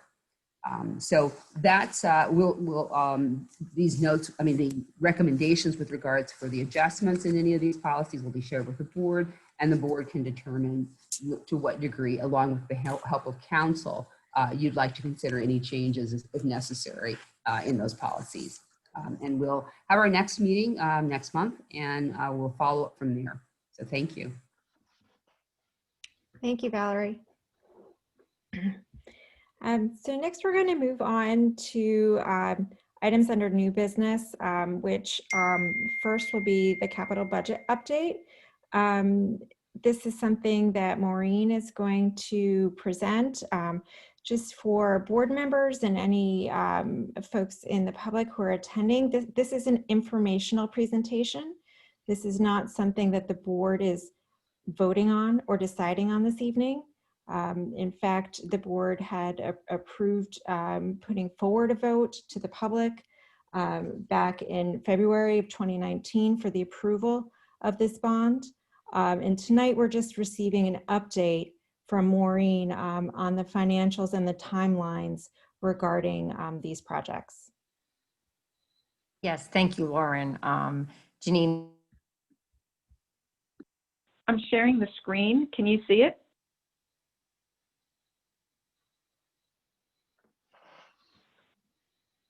Maureen, if you can hear That's us. it. If you can get to share your screen and share the first date. Thank you. Yes, it is I there am. now. So yes, thank you, Janine. So we're right in the first, do you hear, everyone hears me okay? Okay. So yes, thank you, Lauren. So tonight I want to review with the board where we stand in terms of our budget, our pre-bond budgets, and take you through some of the work that's already been awarded, and how that compared to what was budgeted, and kind of to show you where we're operating currently. As Doug had mentioned earlier, we're using the original bond allocation of $18,300,000, and all the projects here, we're using that as our total allotment of funds, and I am going to walk through each project tonight. So the first project, and this project is underway, and it's the Hillside Infrastructure Project. And we've spoken before, just to remind everyone, it included a asbestos abatement of flooring in the two main hallways there. New flooring was installed as well. And there were various windows throughout the building that were identified that needed some replacement, as well as some repointing of the brick around the building. The pre-bond estimate for that work was $517,000. We did award of a contract of $489,000. To date, we have had no change orders on that project. The project is nearing completion. There are some windows that have yet not to been installed, but they are fabricated. So we don't anticipate any additional expenses related to this project. And currently, you can see on this slide that we actually had a budget savings of $27,000 on this project. Next slide, please, Janine. The next up is Hillside Roofing Project. Again, this project is very close to completion. I think we'll be seeing this project completed by the end of mid-October. They're really finishing up right now on some of the finishes there. And that project, the bond budget for this project was $1,178,000. We awarded a contract of $832,000. And on that, we had a very nice budget savings of $346,000 on this particular project. As I had mentioned here, we have 90% of that. I think it's actually probably closer to 95% because they've been working. And when I did this presentation, I put it together last week. And once that project is fully complete and there is no other change orders, what that means by allowances, there's also a $45,000 allowance that is available within that $832,000 contract reward, that if the project closes out fully, it'll actually be another refund of another $45,000. So, we would be looking at closer to a savings of $400,000 on this particular job. Next, please, Janine. Now, this is a project that we actually had an overage in, and this is a project we've spoken a lot about. It is our middle school roofing project. It also included a cornice replacement around the building, as well as some repointing work. The pre-bond budget for those various pieces of work was $2,421,000. We did award a contract, and initially we were trending below, so that was the good news. Our original contract award for that work was $2,037,000. As we've been speaking about at our last few meetings, there was some walls there that were, there was some money that they did consider that there may be some repointing work. The walls were determined to be in a greater state of disrepair than initially thought. And as we've spoken a lot about in the last few weeks, there was contingency put into every budget. And I just want to remind everyone as we just kind of go through these slides, and that's where you're going to see budget variances. When working in any capital project, and in particular when you're doing renovation work, it's more likely in those cases, such as the building that we're doing work on now, where the part of the building we're working on was actually built in the 1930s. And Valerie knows this from her experience. When you're dealing with older buildings, unfortunately, there are going to be some of these unforeseen conditions. Although, yes, this change order was obviously more than we initially thought. If you see, though, how the entire project trends against the original budget, you can see that although the change order itself was $581,000, it really is only closer to $200,000 in its entirety over the original budget. And the reason for that is because, again, they do put the architects and the contractors do consider the age and condition of the building when developing the budget. And that's where in our pre-bond budget, we talked a lot about that contingency number. And so although, yes, it was not something we, initially awarding the contract had anticipated having this change order, it wasn't completely, there was money built into all of our projects with the understanding that there could be on some of the work, some change orders related to the age and condition of what we found. So the thing that we're seeing here is, and that's why as we walk through each project, we are seeing some areas in which it wasn't necessary to use that contingency, but in this project we are seeing that in fact we did need to use the entire contingency and more, a little bit more. And again, as we walk through and look at the budget in its entirety, we see how that will be covered within the scope of the entire bond. And Maureen, just may I interject? Sure, of course. The fact that we did in fact walk the sort of the parameter of the roof to see the extent of the sort of basic, deterioration of the brick. It is not something that, they would have seen unless they had, started the roofing project before the construction bond was awarded, which is not, a proper, that would never happen. In order to see that. So, it wasn't sort of something that, that was sprung on the school district that, was somehow or another a miss in all the planning. This was a matter of an old building showing its age, and the deterioration of the bricks, was something that, was on the one hand, startling, to see that. And certainly that's why, in Maureen's, guidance associated with every component of this project, in every effort to make sure that there are cost savings found everywhere. And certainly, since I entered the district from the very first meeting that I sat at with her, there's a lot of diligence to make sure that there's no unnecessary expenditures. Wherever in every conversation there can be concessions and savings, those are realized. So I just wanted to point that out. And so we were on the rooftop looking at all of the sort of parameter of that area and the deterioration of the bricks, and it was absolutely essential. And something like that, were it not to be taken care of, would jeopardize the integrity of the building. So I just wanted to point that out. And thank you, Maureen, for for just making sure that that you're watching out for the district in every way in terms of how these resources are being used, and ensuring that there's always savings. And that's the expectation, when the architects and the construction manager come to the table, in any of the meetings that you have with them, they know that you're going to be, there's going to be a high level of scrutiny on your part, which we appreciate. I've seen it in action, so I appreciate it.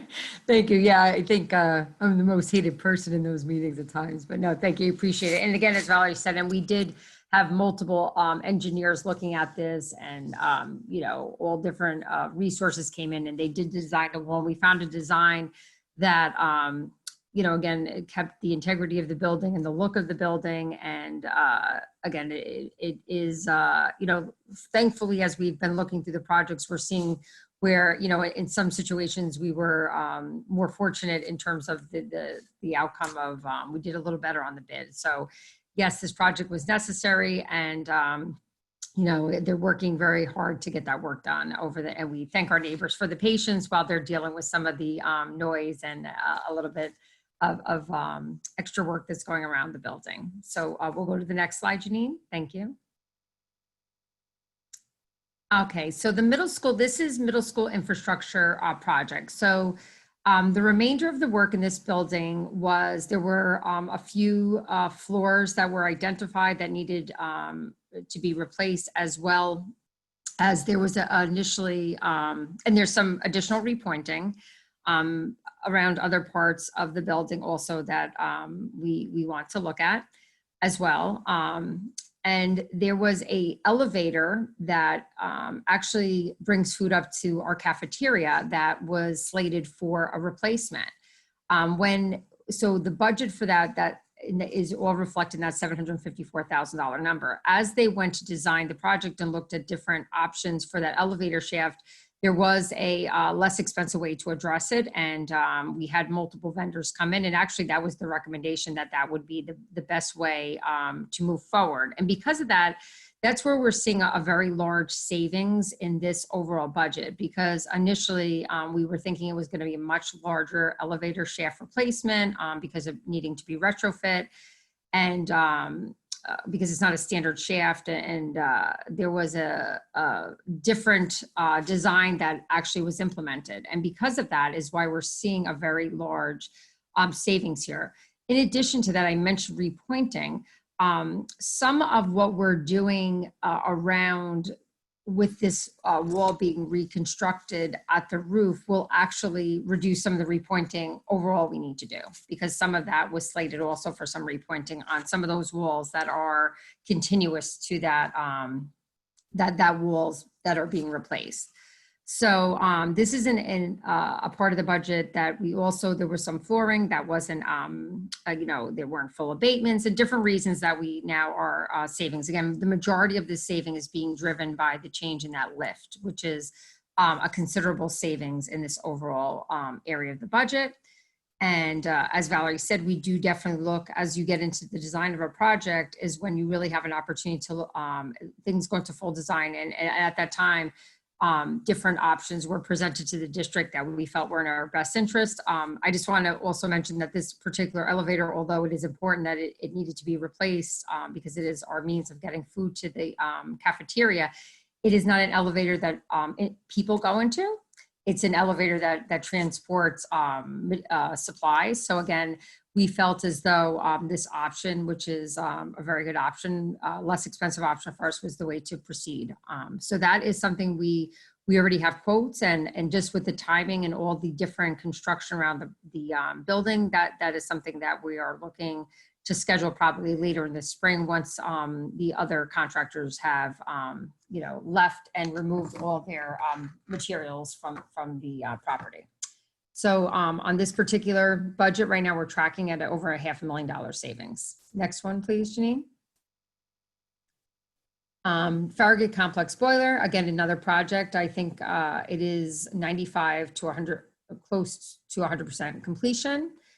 We did have a boiler budget of $993,000. The contract was a little bit higher than the original bond budget. And this was one that we are tracking a bit higher, but it was a very large project. And we also ended up getting some new controls there. So it put us up a little bit higher than we initially had anticipated for that. So that project again is almost done. So in our total dollars, we're about $71,000 over on that particular award, but it is done. So there will be no additional dollars. So now I'm just going to go through where we are to date. And this is really the projects of things that we've already started, either close to completion or we're in the middle of working or have identified a contractor for.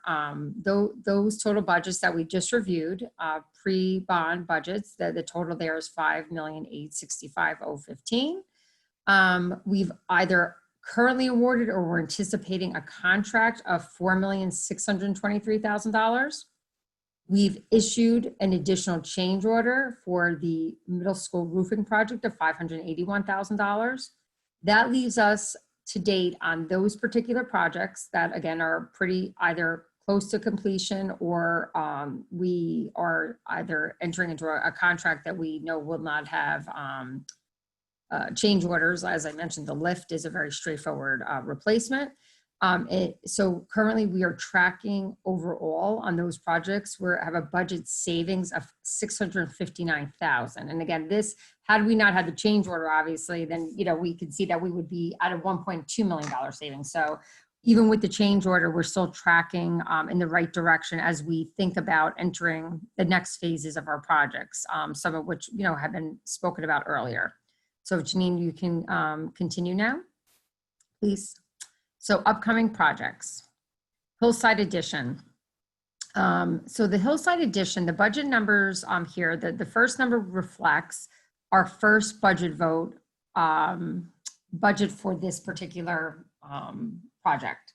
And that, again, as we've been going through tonight, that includes the budget, the contingencies that were also within that budget.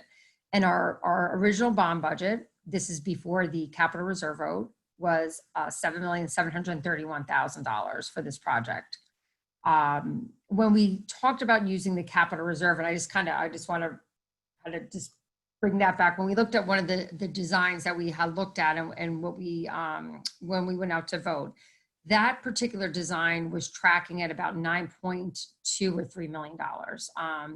And that included different items in it. That was like kind of the all in. It had the retractable seating, had a lot of different design features in it. I think at that point in time, although we had the capital reserve vote, even prior to COVID, we were really committed to understanding that the vote was close and we really needed to get that budget down. Although we agreed with the overall conceptual design of the use of space and the design of the building itself, we understood that intent, we wanted to keep that, but understood that there were the interior components that we needed to find savings within that to with the goal to not either to use very little of the capital reserve, or obviously the ultimate goal and being able to not use the capital reserve for this project. So currently where we are with, and this reflects some items that we've already identified that would need to be pulled out of the design that was presented to the board, or what we would actually do is we will put them as alternates within the bid package. That would allow us, if in the event for, if for some reason the bids were extremely favorable, then you would be able to pick components of it. You would also design the building that would be something you could go back and add later if in time when budgets, or if there was a time in which we felt it was, we were in a position to, purchase and add some of those components to it. So again, designing in such a way to get the space that we know is needed, in the classroom space we know that's needed, and but also understanding the budget constraints that exist. So currently, what our goal is, and based upon the reductions, and actually we've made reductions in the pricing that actually brings us down below 8.8 million. And the reason I put that number there is to give us a little bit of wiggle room. So when we had the $9.3 million design, when we sat with the construction manager and the architects, the goal was to shave $1 million off the project.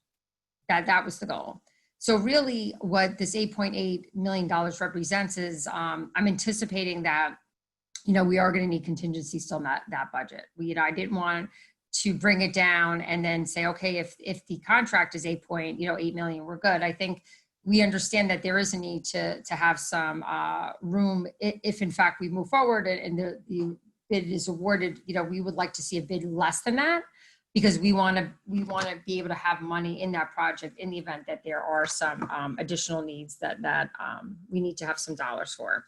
So as we look at the project scope and the things that need to be included, we're really clear that we need the bid to be less than 8.8 million, but we are allotting that within our budget right now to give us some flexibility so we're making sure we're covered as we look at what we're how we're moving forward and how when we see those bids come in. So the anticipated contract award there allows us to that would be at the higher limit and stay within the bond scope budget.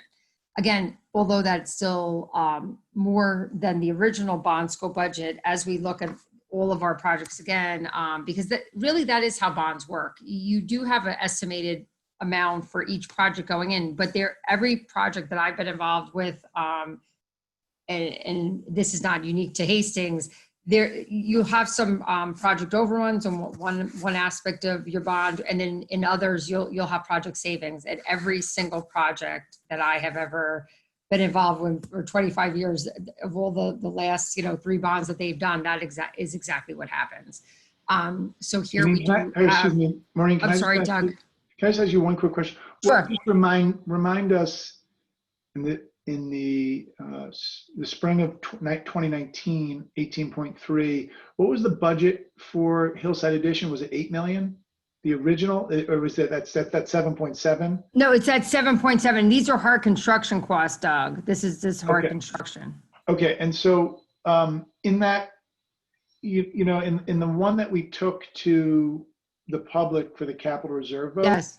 What was that number? That was like 9.3, 9.4 million. Okay, so we're about 600,000-700,000 down from that right now. Yes. Okay, got it. I just wanted to clarify the numbers. All right. Yeah, I know. I was trying to kind of, because there were sort of 3 things. There was the original vote, there was the revised vote in which we were talking about the capital reserve, but then from that point, and I think this was prior to us closing, I remember because of the closeness of the vote, we were committed, understanding that we needed to get the overall budget down anyway, right? We understood we want, our goal, of course, is we knew we needed access to the capital reserve. At that time, we were looking for access to it, but we really understood that obviously, we are always trying to find ways to, get the goals met. But then if there's things that we can reduce and still gain the building, I think we understand the need for space is big, and some of those other things we may like to have right now, we would be, we're thinking about putting some of those aspects of the work off, you know, some of the interior finishes, because, you know, they're when you start taking different pieces, you can find a good amount of savings. So that's where we kind of ended up. But to be honest with you, we are lower than that. We shaved from that original budget. Doug, we're probably down more like 8.5 million, but I'm leaving money in this project, understanding there could be some need for some flexibility in it. Thank you. So that's where the overall budget is tracking at about a little bit over $1 million. Next, Janine, please. Thank you. Farragut Middle School Auditorium and the Music Suites at the high school. This was a budget where we actually had, it was great because we did have a good amount of money in particular in the Farragut Middle School auditorium budget. And what has happened since that vote, as the board knows, is that we have now confirmation there's not a big abatement in either room. There's actually very little to no abatement. It's meaning asbestos or otherwise. And that is a very high ticket item when you're doing work, restoration work in an old building. And it's always a large amount of money that the architects and construction managers allot to that, because it's not completely unusual, you know, to find a lot of asbestos depending on when different parts of the building were built. And any remediation of asbestos, even say at the hillside flooring, the asbestos abatement portion of the work was as expensive as the new flooring, right? So it's an extremely expensive ticket item. So in terms of the Farragut Middle School Auditorium, you know, obviously there was a good amount of money allotted for unforeseen kind of conditions for both abatements. And there was also some money set aside, not understanding if at the time they had left money thinking there would need to be a lot of structural reinforcements done in the space, because where and how the auditorium up there was constructed and the time frame it was constructed, there was concern that they had to put a lot of reinforced steel in that area to kind of bring it up to code. So the good news is they've since in development of those plans realized that there's not going to be needs for some of what they initially had thought. So just to kind of, I just want to be clear that we're not, you know, scaling back the Farragut Middle School Auditorium project and, you know, not providing what we intended. It was to, you know, restore the auditorium and make it a really wonderful, useful space for the middle school. But it actually we kind of caught some breaks in terms of once they got in there in the engineering. The other aspect of the work they were looking at is they're going to put a new air conditioning. There is actually no air conditioning in that room. They're going to provide air conditioning in that room. And there was a lot of design with the engineers that had to go into how to get that in. And there were different models and some were very costly, and they were able to find a way to install that at a less costly budget. So just to kind of I just wanted to kind of give you some highlights on what is driving some of the savings there. And again, the music suite budget, that's relatively unchanged. There's not an abatement needed there, but overall, the work, as we know, although the rooms definitely need a facelift for sure, and there's going to be a lot of enhancements in the room.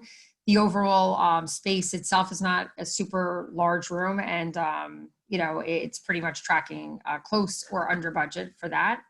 So in this particular area, we are currently tracking 800,000 down. And again, that $2.3 million anticipated award does include some money we've set aside for contingencies. So in other words, like right now, the budgets are a little bit less than that, but we are also allowing ourselves some contingency in those numbers as well, based upon some pricing we've received in estimates. So that budget savings on that particular work is 817,000. Next, Janine, please. Okay, so now this slide, and again, we're talking construction costs, right? Because we know there's soft costs that are part of that $18 million, and we're talking really about contracts and awards here this evening. So our construction cost budget going in on the first budget vote was 16,713,000 is what we had to spend in terms of construction costs. We've either awarded or again the anticipated contracts, and that includes obviously if we're with moving forward with the hillside and the middle school and high school work, that we have an anticipated and awarded contract amount of 15,723,000. We've issued thus far one change order on the projects, and that's 581,000. That currently puts us at about 408,000 under and again, where we are. And again, that these numbers are reflecting that we're not touching the capital reserve. This right now, if we were to, be able to adhere and stick within these budgets more or less with some changes, we would not currently, based upon these, where we're, our designs are at and where our cost estimates are currently at, we anticipate, right now being able to live within that original bond award and not touch the capital reserve, because I think we all agree that that's, very important to try not to, and that's obviously everything we're doing and everything we're thinking about is keeping that money off the table right now. And the next slide, please, Janine. So this is just kind of a summary of just a reminder, Ray. So our current construction in progress is tracking 659,000 below the budget. Our anticipated hillside addition with the middle school auditorium and music suites, considering them and taking their budgets and putting those all together, we obviously had an overage in the budget as far as the hillside addition, but we had some budget savings we're anticipating on the other two projects. Those net out to being 251,000 over the budget, the original bond budget. But again, as we net out those two numbers on the previous slide, we see that in the total of our construction budget, that would still put us 400,000 below. Again, just to remind, as I've said a few times, our current budget numbers keep us within the original bond number of 18,383,614. And currently we're not planning on using capital reserve funds. The one thing, and although I'm not, we'll see what, we always have an opportunity when we go out to bid on these projects, if for some reason the numbers weren't where we thought they should be or had hoped they would be, or or don't reflect these numbers that we're talking about tonight, we do have an opportunity to reject the projects. I mean, of course, we wouldn't, if we were to go out to bid and the numbers were much higher than what we've talked about tonight, that would be a discussion in which we would reject the bids and either, go back to the drawing board. So, obviously until it's awarded, it just gives us information, right? So, the idea to kind of go out and our current estimates are tracking and they're based on current awards and construction. So, that the construction manager and the numbers we've gotten, we feel comfortable that's kind of where we're at today. So that's just kind of my summary overview of where we're tracking in the budgets. And, we have a long road ahead. I mean, we can talk, I don't know if we wanted just to stick to that or talk a little bit about some ideas about financing and the timing of the financing for some of the work we've done thus far, or do we just want to leave it tonight with the construction project summary update? I think, thank you, Maureen. Thank you so much for the summary. I think that hearing as several community members have both presented this evening in public comment and also written to the board, if you could speak on two things, I think if you could speak on the financial implications of putting off the projects in a timeline, extending, not beginning them in the timeline that we've discussed and has been approved by the public, what the financial implications of that are. And then if you can briefly provide information regarding the financing. Sure. So first, we'll speak to the putting off the project. So as we have been talking about, it is true. I mean, right now we know with the debt that the current borrowing rates are very low. And I would agree. I think that they will remain low for, at least a year and a half to 2 years. I would agree with that. And we do know that, and that's one piece. So of course, but I think it is still wise for us to consider that, locking into a low interest rate.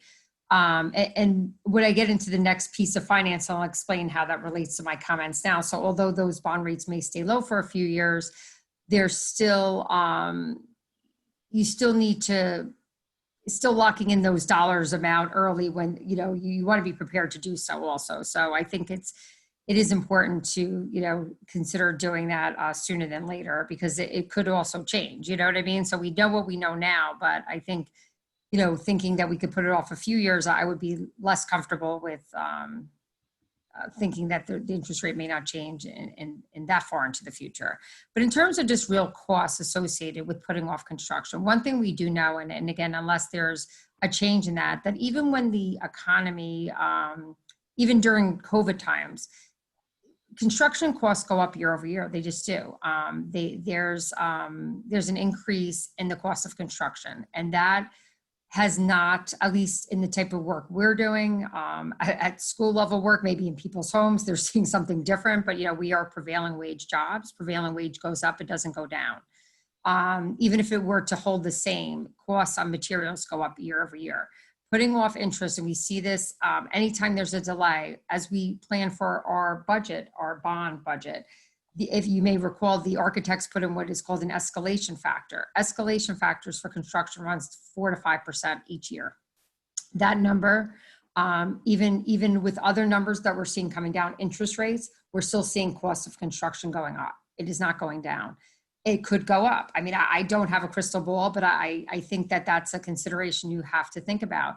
You're talking about 4 to 5% on an $8 or $9 million project. It's, it could be $400,000 a year, so I think that's a real dollar. That's a real dollar cost that you have to consider if in fact that's just inflation. And again, interestingly, although the interest rates are going down, the costs of, and I think sometimes COVID actually, the ability to get some materials, they saw some inflation on that. So that's the biggest concern, is putting things off typically costs you more.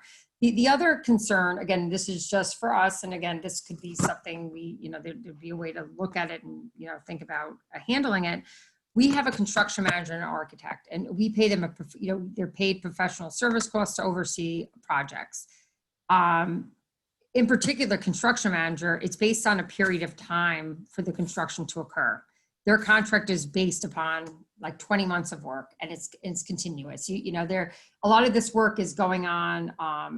You have multiple projects kind of overlapping, right? So they're here and they're doing it all. If in fact we were to delay the work, we still have to pay them. Like, it wouldn't be like, oh, we're delaying the work, we don't have to pay. We have a contract with them, so we have to pay them regardless. And then if in fact we put it off, we would have to get another construction manager contract. So again, there's I'm just in pure dollars. I mean, if you're saying you're not going to do it, that's one thing. To say we're putting it off for a year, my concern is, what if it costs you another $500,000 in a year? Would that have been the right move? Especially because and I'm going to now segue into the financing options. There's ways to structure debt. I do think, as all districts do, you try to push off, especially with low interest rates, debt and the impact of taxpayers as long as possible. So I think we should consider looking at those options and say, like, what's the best way to, is it better to structure the debt in a way that delays the tax impact? Is that a better method for us to do than delaying construction? I would say that would, even if you were to pay a little bit more in interest over a loan, that may be cheaper than paying a delay in construction costs. So I think looking at those, I agree. And it was always the plan. Anytime we do construction, we hold off to the last minute to borrow, because the later you borrow, the debt, the repayment on the debt, then it's like a year later, right? So like right now, we haven't issued any debt for this bond. We've been able just to, with our because we do have reserves and we've been able to use some of that money to kind of get us like cash flow it, and then we're going to reimburse it, right, when we get our money from our capital borrowing. And we've talked about, and what our plan is we're going to do a ban. A ban is a bond anticipation note. Many districts use bans when they're, they want to wait to issue a bond, and you can roll bans. So what a ban is a 1-year instrument. It's an interest only. Depending if, there's a time in which if there's a time, maybe we wouldn't want to keep rolling bans if we thought we'd be better off locking into a bond. But to some of the caller earlier's point, the interest rate is going to be low for the next couple of years. So issuing a ban now is the right thing for us to do. So what does issuing a ban mean? So if we were to issue a ban, I anticipate over the next year, we would need between now and, let me think. So if we issued a ban around December, so I was looking at the timeline recently, if we can get to December, and this is assuming we're moving forward with the addition at Hillside, I'm making this assumption right now, we would issue about $12 to $13 million ban, and that we would issue it in December. And then we would have a interest-only payment in next year's budget. So we would have our first payment in the 21-22 budget. And the other thing I'm trying to really line up is I'm trying to line it up so that some of the projects that we're closing out now, if I can get those up to the state, I'll start getting state aid back in 18 months. So I'm trying to line up debt payment, getting money back in to minimize that. So basically, if you think about it, if we borrow this money at less than 1% and it's an interest-only payment next year, and especially if we get state aid back, the first couple years of the impact isn't what we talked about in the pre-bond. When you're talking about pre-bond, for purposes of presentation to the public, you have to show when the bond is issued, and if that's the route we would have went initially, this is what the debt impact is. Next year, if we were to issue the ban, the impact to taxpayers would be, I don't know, I was working it up on a $25,000 house. I think it'd be like $50 or something for next year, or $40 for the year. Because again, we'd be issuing a ban. And right now, actually, the state recently, not that we need to do this now that we have a ban out right now, but they actually, you're allowed to roll a ban 5 times, 5 years in a row, interest-only payments before you're required to issue a bond.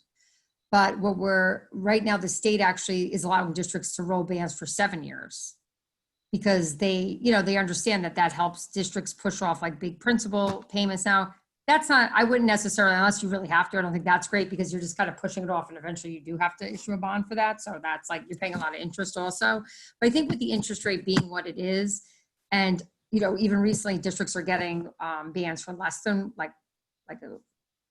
less than 0.8% and different, I mean, it's really unbelievable. So I think right now, thinking about, we have an opportunity now. I know that I completely understand everyone's concern, and we're going to talk about COVID expenses later, and why, taking on a large project, looking at the dollars, I understand that concern. I think we do have I think that's why it's really important for us to think about, structuring the debt in such a way, understanding that the next few years for our taxpayers are going to be extremely hard, and we definitely don't want those larger principal payments, right? So how do we structure it in such a way that we can either put those off for at least 2 years, and then, knowing that at least for the next year and a half or so, the interest rate should remain fairly low, so we'll be able to borrow at very low rates, and, really push off the impact of those dollars to later budgets. So, that's something that I think is advantageous to us. So, part of the reason it is very difficult right now is there's an opportunity to borrow money really inexpensively. And, that's why I think some districts, although I'm sure there are some that have delayed some work for a variety of reasons, I think, right now, and I think during COVID, although, I think on the flip side, I think we realize that, we really need space. If we had this space available to us at Hillside right now, we would have had a lot more flexibility. I mean, I think not having space at Hillside, especially, during this time, it's actually, shows more that in any type of situation like we're currently in, We're in desperate need. Like space is what everybody wants, right? Like space is when I look at other districts who have, I heard one of the callers, this is my own, from what I know, that some of the districts that have been able to open, they have space, that's a big piece of being able to open. Bronxville has one large building, and that affords them a lot more flexibility. I mean, just having more gyms and things like that, that's, I believe if we had the Hillside Edition now, it would have been, I don't know, I mean, would imagine it would allow us more flexibility if we wanted to have either more grades open. And then, I understand the concern about doing construction now. Of course, this is not anyone, this was not the plan. This is not what we wanted to, start a construction project in the midst of all this. And that, of course, that would be, that's a concern. That's a concern. We talk about it all the time, within our construction meetings. And of course, we're, just similar to doing this work on the high school, middle school building. It's not great to have construction people, knocking down brick walls when you're in a hybrid teaching model, and people erecting scaffold. But I do think the disturbance we're doing, just long-term, it's still meeting our goals. And I think it's really hard, but I think the mobilization will be difficult at Hillside. There'll be about a month or so that it will be challenging there for sure. Right now, the building has already, the modifications, the board has done the walkthrough at Hillside. The modifications have already been done at Hillside, so there's no more space that would be lost. That whatever is existing, how the building's situated, we've already created the two egresses that were needed for the construction. We've already, the classroom and to the classroom on the side and the vestibule and where the addition would be being attached to that space. So in terms of the interior spaces, where it is today is not going to change during this construction. Of course, it will be, it's going to be a pain that there is going to be construction vehicles. That is the fact, they're going to be there. And it is going to impact some of our outdoor space. And it's really definitely not ideal. I think we understand that, but I think it's just trying to, still say, do we really still believe that we need to build this space at Hillside? And I think, there's an argument, obviously. I mean, we know why we need to. We still have spaces that are not in compliance, right? I don't know, is that going to go away? Like, is that, that was one of the main drivers of Hillside. So I think those challenges still exist there. Even with the smaller, even some of the class sizes, I agree, our enrollments, as the board knows, they we get kind of spikes in certain grades and they go down. I mean, our numbers are still trending to suggest that we are in still an upward trend of enrollment. We're still seeing that. And at Hillside, even if you got 10 less kindergarten students, you still need 6 sections, so it's not like those numbers don't really impact. I think our space issues exist. They're not going away. I think the fact that we decided not to go with a 6 classroom set up at Hillside now is like the 4 probably is the proper size for us. I mean, we talked about even going larger at one point. So I think, where we are is the right size for Hillside, but we think a lot about it, but I think long-term it's, we can structure it and be really smart about how we finance this work. Can I just throw a couple questions and thoughts out, Maureen? Thanks for that. That was really helpful. At one point you said a $25,000 house. Is that what you meant to say? I think you're on mute. No, I said $25,000 in taxes. I'm sorry. Taxes, okay. There's no house that exists in New York State that's for 25. No, I just wanted to clarify. I'm sorry. I think I was trying to run the numbers because I think, I knew in the event today, we were trying to talk about tax impacts on the bands and just try to give people a sense of it. So I think, first of all, I really appreciate the presentation, and I also appreciate the idea that while things have shifted and moved, it's still under the current capital bond vote, not even including the capital reserve, which was something we discussed back when COVID hit. And I know you've been working hard to do that. I think we as a board shared the concern that many people in the community shared tonight, which was 3 weeks before COVID hit, we had a 7-person margin in a vote that one could argue, wouldn't have happened 3 weeks later. And so I think the community members who mentioned that tonight have a valid point. And so I think it'd be great to keep it under that. I think that this cost, what would be really great is to just put together a set of assumptions the best you can on what does the escalation in labor and materials actually, what's an assumption? Set of assumptions. I've used these three numbers, and that has given me X as a number over the next couple of years. So we can look at that. A hard number for the construction manager loss, like what that would actually be. Because if we're looking, for example, between the two of them at an $800,000-900,000 additional expense, I think that's material, and we should know that. And then just to actually lay out maybe some numbers around the taxes, the tax implications. I know one of the community members who shared this evening actually used the line, people are going to feel a tax hit this year. That's not accurate. They're not going to feel a tax hit this year. They will feel something next year. But with the ban strategy, it's going to be much less than with principal. And I think we need to just get really clear on what those actual numbers are. Put a set of assumptions together, put a spreadsheet together. It doesn't have to be a PowerPoint deck. I think an Excel spreadsheet is fine for us to look at. And then, beyond that, I think that, I remember writing the document back in 2019, 5, 6, 7, 8, 10 assumptions that led us to a point where we said, this is the right investment. And we talked to the community about that, and the community at a close to 60% margin said, I agree, this is a good investment, right? So we can never forget that there was a point in time, and most of those things haven't gone away, right? Those things are here as challenges and issues, right? So I think we need to be clear on why now, given all this, do we still think it's a good investment? We need to put that together in some bullets and just be really clear about it. And those two things, I think, are the two things that I think I'd like to see will help me personally be able to really get behind the right strategy as we move forward. Thank you. Thank you, I Doug. have one quick question too. Would any kind of delay impact state aid? Because I remember you saying that there was 42 cents returned for every dollar from the state. And I don't know if, making any sort of change to the timeline would impact that.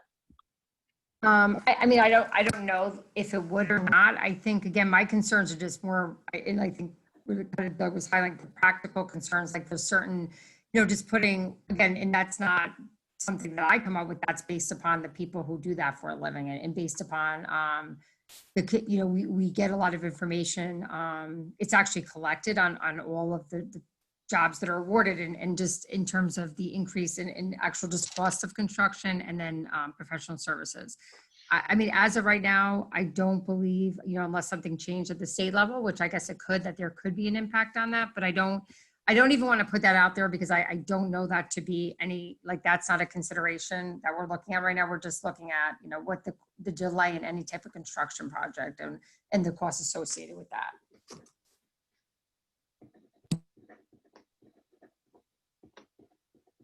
Were there any additional board members who had thoughts or comments? Sure, thank you, Lauren. Maureen, awesome and very clear. Thank you.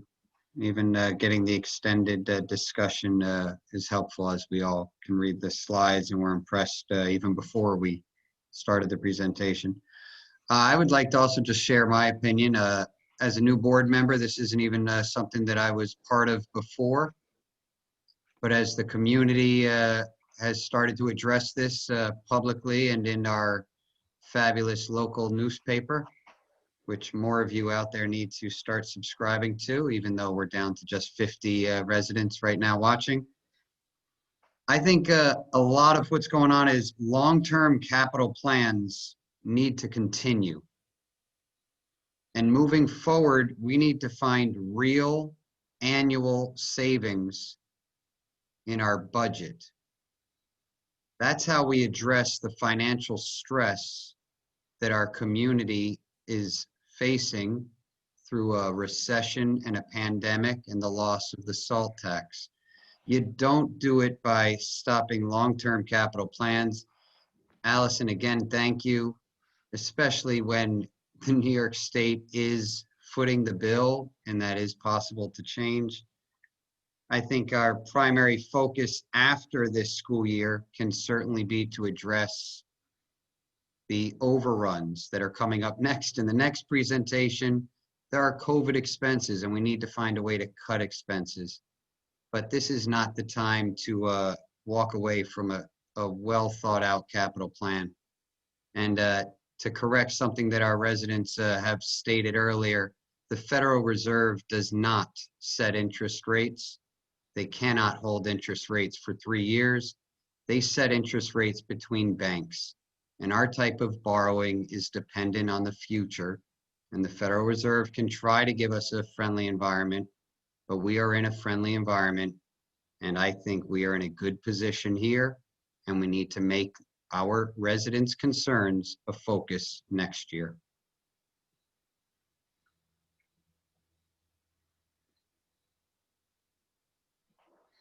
Were there any other? Sorry. Were there any other board members' thoughts or? Yeah, I just wanted to mention one thing. Maureen, thanks for the presentation. I think you made a great point with the fact that we're trying to address space issues, and space issues aren't going away. They're only getting worse. And you know, the fact is that people are rushing to get out of New York City and move to the suburbs. So I expect that whether although enrollment went down this year, that's not a guarantee that it'll go down in future years. I also think it's important to, Jeremy makes a good point there about capital planning. When we did this bond, we talked about the fact that it had been pushed off from 2000 to 2015, right? There were no bonds for 15 years, and that's kind of why we're in this boat. Like when we talk about the overrun on the bricks, the fact is, if you don't touch your house for 20 years, you're going to have problems that pop up. So while I appreciate folks that have been on the board in the past, stating how they feel, it's not lost on me that there was a 15-year period when we probably should have been doing some bonds. And so I agree with Jeremy that I don't see anything that is changed in the needs of the future for Hastings. I think your ideas around how to push off the payments for a while make a lot of sense. I think it's a great solution. But I do think that the space needs are not going away, and so I love the fact that you've been able to figure out a solution as of now that keeps us within that original bond number of 18.3 million, and fingers crossed there's no surprises that come up, but for where we could be at this stage, I feel like you've done a great job of managing, especially considering that if we knew now what we know, we wouldn't have gone out and done a reserve vote in February. So. No, I agree with you, and I think that's why we heard that loud and clear, right? That not only the reserve vote was very close, and I think our intention, of course, was always to try to rein in costs where we can. But I think building the space, it is a hard decision, but I do think it's worth it. And again, we all understand all the concerns people have because they're valid, and that's why coming together and really putting it, I think Doug made a great point. I'll prepare that and we'll share it at the next board meeting, and just seeing it in terms of, what some of the assumptions in delays and the costs associated with those. And then also, put together information in terms of what the projected borrowing and the strategy around the borrowing. And again, we can my hope was always if we were able to keep some of the capital reserve money, maybe that's also something we can think about using some money out of there to pay down some of the debt as it comes due. So there are like options that we can absolutely, we want to put together and try to strategize, and understanding that, even and I wasn't trying to minimize the impact to people's taxes, but just trying to say that, obviously the issuing a ban is certainly, and I'm not saying you suggested that, but I just want to make sure that anybody listening doesn't think I'm saying that, because I understand some people may think $1 more, in their taxes would be too much during this time, but we are very mindful of that. And we are, committed to the project, but also committed to, delaying and understanding that this would not be the time to add a lot of debt into our budget. So, and we're lucky because the interest rates are favorable for us to do that. And one more factor about enrollment. I mean, Maureen certainly is involved in, any decisions with regards to parents who are, closing on a home, but they, want to start school, in September with their children's, other grade level peers. So, quite a number of those contracts came through over the summer, as a sort of gauge of not only, the attraction of people to Hastings, but, that they're buying homes and putting down roots. And all of those children were going to Hillside. So, that was not, something that was, kind of, sort of lost on us as we were, sort of also looking at class sizes, and also, really trying to make sure that we go into future,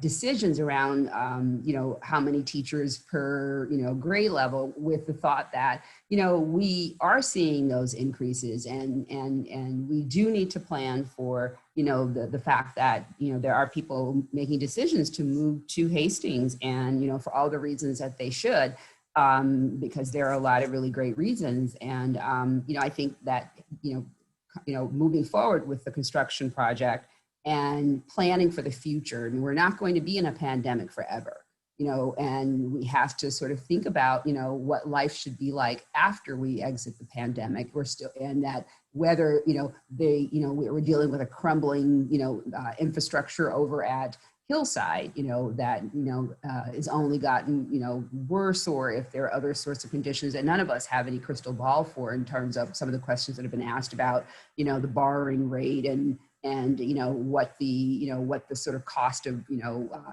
materials, will be, and what New York State will, reimburse districts for construction costs. We don't know that, but, we're in it at this point now, and there are going, we have people who, are, buying properties to live here in Hastings, which means, we have an obligation to make sure that we have ample room, not only for our children who are here now as they go through, Hillside, but for future, homeowners who want to put down stakes in Hastings, and their starting point is Hillside. Thank you, Valerie, and also Maureen. I just wanted to say a few things. I know I appreciate, and I look forward to receiving that information from you, Maureen, particularly around a more updated tax implication for community members. But for Jeremy Galland and any other folks on the meeting who may not recall or weren't present in the community when we first started discussing the space needs at Hillside, the compliance issues are still a concern in Hillside. We have spaces that students use that are not in square footage compliance. And overall, our square footage of student use space is a lot smaller than neighboring school districts. At the time in 2018, when we went out to compare ourselves, Hillside had 73,000 square feet of student use space, whereas our neighbor, for example, in Dobbs Ferry, had 100 that just over 100,000 square feet in their elementary school of student use space, with an enrollment which was only 10 more students than ours. So in terms of student use space in our current situation, particularly with COVID, having more space would definitely provide more flexibility in our educational programming. I think that there's also a false depression of kindergarten enrollment in Hastings and in the region. I don't know if folks all know, but kindergarten is not required in the state of New York.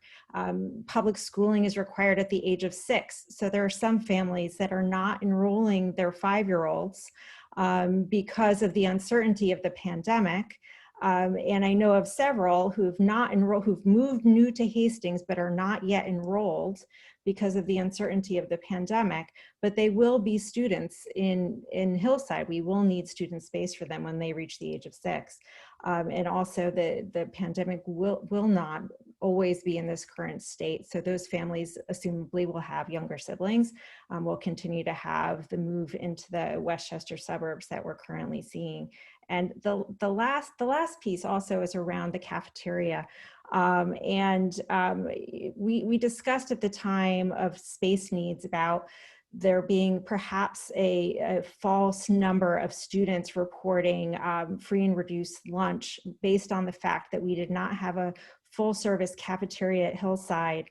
And there are real implications for not having accurate number outside of not being able to serve those students and families well with nutrition. In addition to that, those monies, for example, in the federal dollars in the CARES Act, Hastings, and Maureen, you can correct me if I remember this wrong, only received around $32,000 as a result of the CARES Act, because that money is based on the number of students who are enrolled in a district's free and reduced lunch program. So not having a full service cafeteria is not accurately reporting out to monies that our community deserves and needs to serve our students well. So those are reasons that I've been thinking about, but particularly knowing how you're proceeding, Maureen, and how our construction managers proceeding with the mindfulness of our current community's concerns about their taxes is helpful, and it will be great as a next step for the board to see an updated version of how this will be implicated in the years going forward in a timeline, and then also the money amount. So thank you.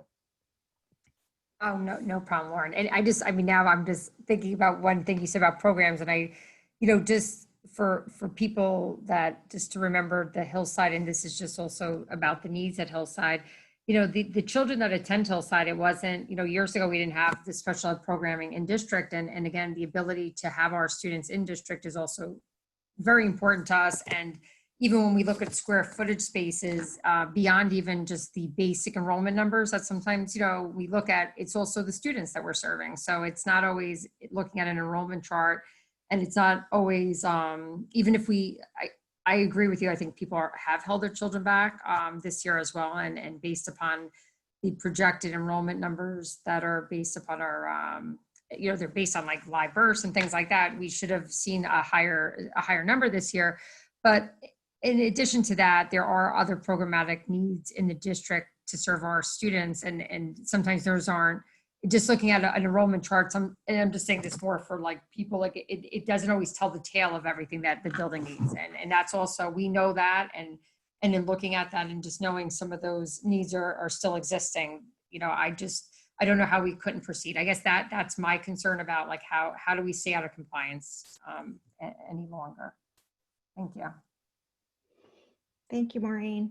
And now we can shift gears, but Maureen, again, it's you to help us understand the finances that we're facing due to COVID-19. And again, for any participants viewing or listening to this, this is an informational presentation. It's not something that the board is voting on or having a decision-making process about.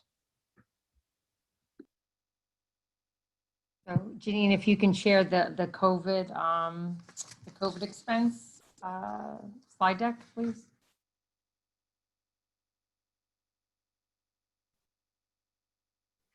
Oh, that's Janine. Janine just texted me. Let me see if there's an issue. Okay.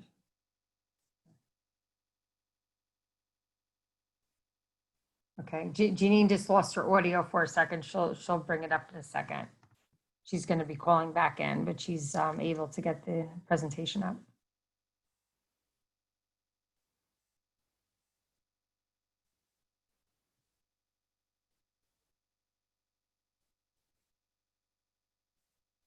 So Maureen, I think it's a sort of a good place to just remind everyone that when we were talking about COVID expenses going back to perhaps March, maybe February or March, there was no way for us to anticipate what the reality was going to be with regards to, how, schools had to reopen and what they needed to reopen safely.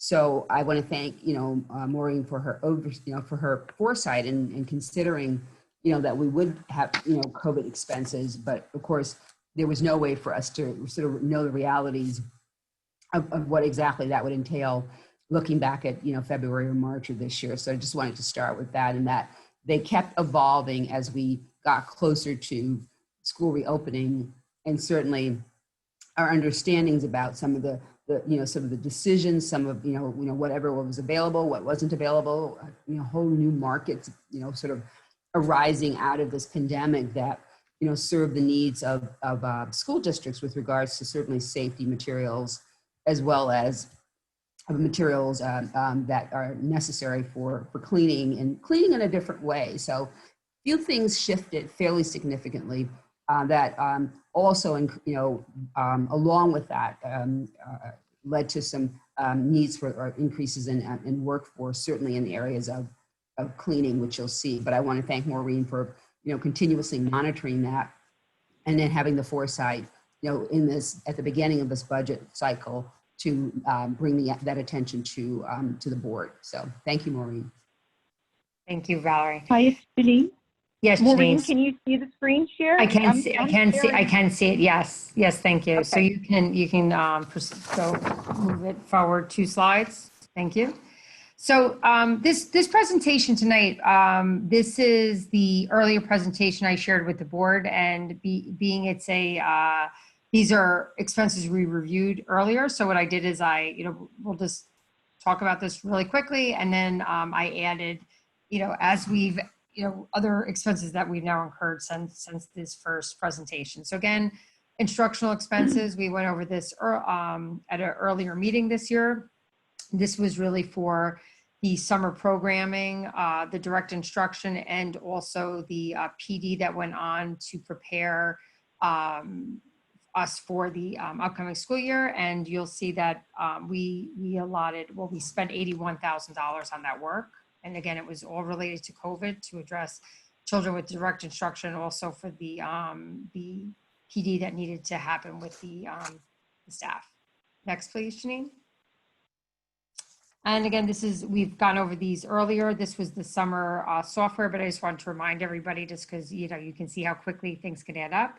This was the summer software that was purchased to support the children in those summer programs that, as we've referred to it before, what we talked about COVID slide, and certainly there were many students that needed that over the summer, and this was some of the software that was purchased to assist in that work.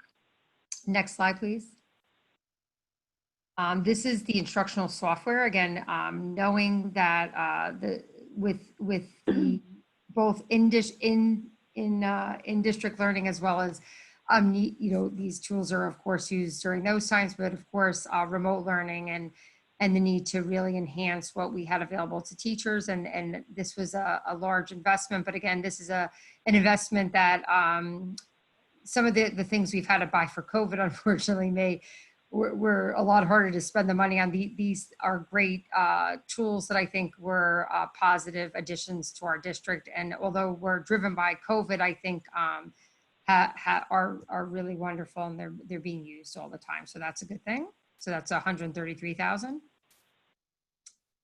And, a lot of these, we'll go through, much of what we're seeing will not be recurring costs. So that's, that's one thing we'll just have to keep in mind. So although we're seeing a lot of expenses this year, at the end, we'll kind of summarize about things that would not be, much of what we're seeing tonight will be one-time costs, and we won't see these repeating in next year's expenditures.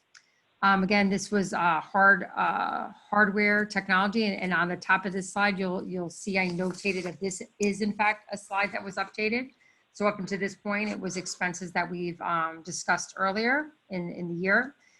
Here you'll see that at the last meeting we had purchased some webcams and headsets for the classrooms, and we've had to purchase some additional for, as staff came back and there were additional needs identified. We did purchase more of those because, again, we have our teacher aides and teacher assistants are also online and assisting both the children in the hybrid that are at home as well as our remote learners. So they also were in need of having some technology provided for them. We've purchased a ton of Chromebooks, and I will tell you, in addition to what we've been giving out so far, people need them, and both our educators as well as our families. Many families, with being home with remote learners or even a hybrid model, and with multiple children needing Chromebooks, that has been something that many of our families have been requesting, and we've been, as those Chromebooks shipments are coming in, we're deploying them as quickly as we can. We, of course, have hotspots, and that's for families that either do not have internet service at their house or are experiencing, sometimes they're having some issues, or, people who are moving had a hard time getting Wi-Fi access. So we've been providing that to families when needed, and also our educators in district. It allows them to bring students outside, and we are looking at some other options around that, and that's on another conversation related to technology. But right now, the hotspots are allowing teachers to bring out some students and also giving them that connectivity. Although it may not, it may be a better solution for that long term. We've talked a lot about, of course, our screener tool, that was an expense. We had to purchase that for our staff and our students. We've increased our bandwidth and increased some tech support. Again, these are really related to all the needs that with all the technology being used, that we needed to increase some hours there just for this year. Next, please, Janine. Medical expenses. This really, this is really reflective of our nursing staff, but it is medical. So as you know, part of the plan was for our reopening plan required us to have two separate nurses' offices in each buildings, and we have established both of those, and they also then need to have people working in them. So at Hillside School, we previous to this year, we had one full-time nurse and a person who came in for 3 to 4 hours per day. We've had to increase that second nurse at Hillside. This way we can provide the two full-time staffing in both of the nurses' offices. So there's a cost associated with that. There was a few-hour day clerk that would assist in the nurse's office at Hillside. We did increase that. Again, these are people that are involved with contract tracing, and it's so much work that their nurses are doing. I mean, quite frankly, we're lucky that they're able to kind of manage with what we're giving them, right now. So that was another increase in cost for us. At the Farragut Complex office, we also had, because we have two nurses stationed setting up there, and we had one clerk that was split between the two, they were in one area before, but because we have this separate nurses area established and the amount of students and staff in the Farragut Complex, we also did increase some of the office support there in the Farragut Complex. And of course, additional nurses, because as we know that we cannot, as if we're open and there's a nurse out, we need to replace that person. So we've been, we have already, when any of our nurses have had to take a day off, we've had, and we will continue to do this, we'll need to always have two nurses in each building. So that's a fairly large expense. Building expenses. So this is one of the areas I think, much of the things when we were planning our budget, and we'll go back kind of how we, how the monies we had kind of allotted. And although we had, of course, considered the need for additional cleaning supplies and things like that, I think, much of what we spend money on were not things that were initially things we even aren't, maybe just at the time weren't on our radar. I mean, so of course, PPE and things like that we had thought about, but in terms of like desk partitions and some of the things that after we established our budget and had a better understanding of these things were being, many districts were going that way to allow them more flexibility and spacing in their classrooms. So one of the biggest drivers of expenses, or one of the bigger ticket items that we have spend money on in terms of building expenses, is in the classroom partitions and the shields. And that is a large number. They are extremely expensive. Some of the, just to kind of, I know some of the shields the kids are walking around with, people say, well, those don't look that great, but the clear deck shields that are completely clear, that are prefabricated that way, they're about $150 each for each individual desk. So, even with what we purchased, and we purchased quite a bit, there are districts that I know have spent like $400,000 and $500,000 on these. I mean, they're a very expensive piece of our ability to reopen that we've invested in. Masks and face shields, we all know about that, and we're required, of course, people have come in with their own, but we're also required to supply them for people, and folks do take them. PPE, of course, our nurses and different people, and some people with accommodations, we were required to give them different types of gowns and that they can cover their clothing, and so far about $3,000. But again, some of these numbers we may see some additional expenses. Floor signs is that won't, I think we're done there. In terms of the filters, that where we could upgrade our filters, we did. Another big ticket item was that HVAC audit and planning. And again, that was money that related to COVID, but it was a good investment for us. We absolutely, I think there was a real value to it. We had a very good comprehensive report done, and it identified areas that either needed upgrades or some adjustments and fixes, and we were able to do that. So again, although it was related to COVID, it was money well spent, and it actually helped us. Right now, in terms of our building, we've been able to identify and make corrections where needed. And then everything else is, again, it's just, you see the dollars and how quickly they add up.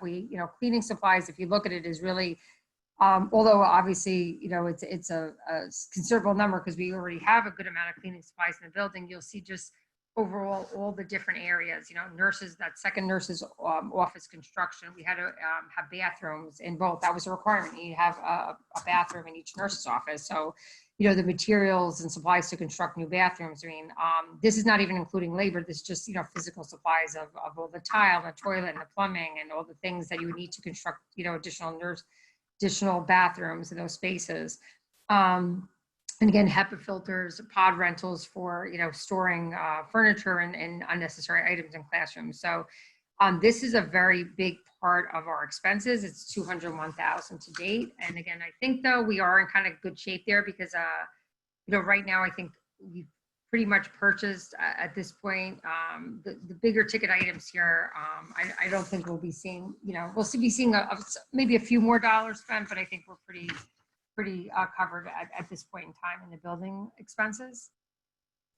The next slide is the one that I think is a little bit more unknown for us, the personnel expenses, because that is something that I think, we know we have the floor signs. I think personnel expenses could change, right? Because that's based on people and that we're a people-driven business. So of course, this is where we have our most exposure in terms of dollars.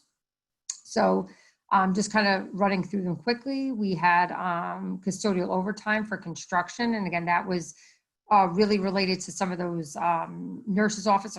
Much of it was done on, on the time that they were working for us during the day. We prioritized those projects and put off other things we had considered doing, but there was still a cost. We had a very short period of time that they were getting these areas ready in. So between that and making some of those modifications to the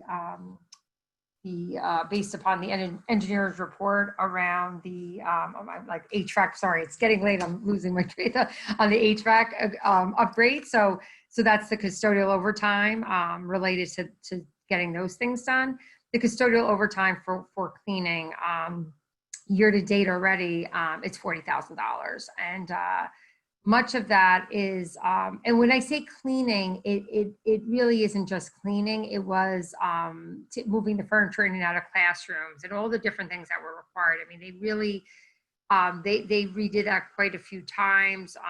There was, other, moving furniture into pods and things like that, and then also additional cleaners that were needed.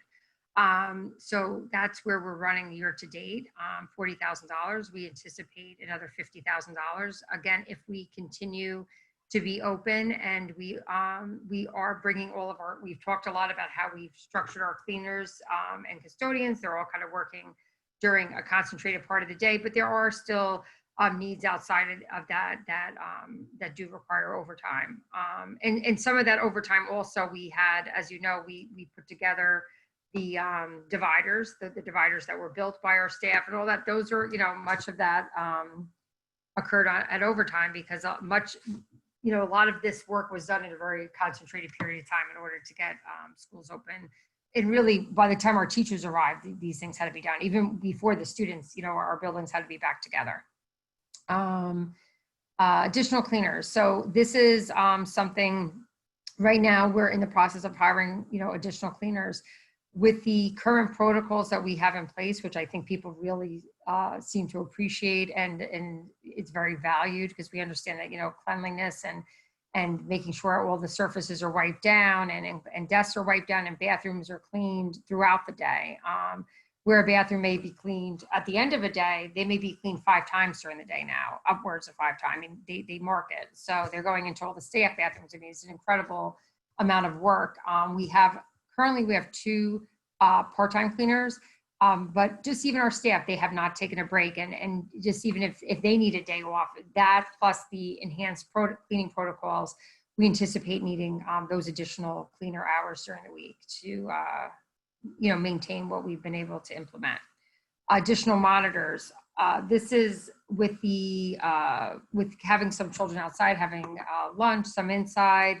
Some of the shifts in Hillside, having our aides and our assistants, as I mentioned earlier, many of them are now assisting in the working with our children that are home. They're on computers. So some of those people in the past would do some of the arrival and dismissal duties right now, because they're either being used in another way when we have students full day at kindergarten, or students full day at Hillside.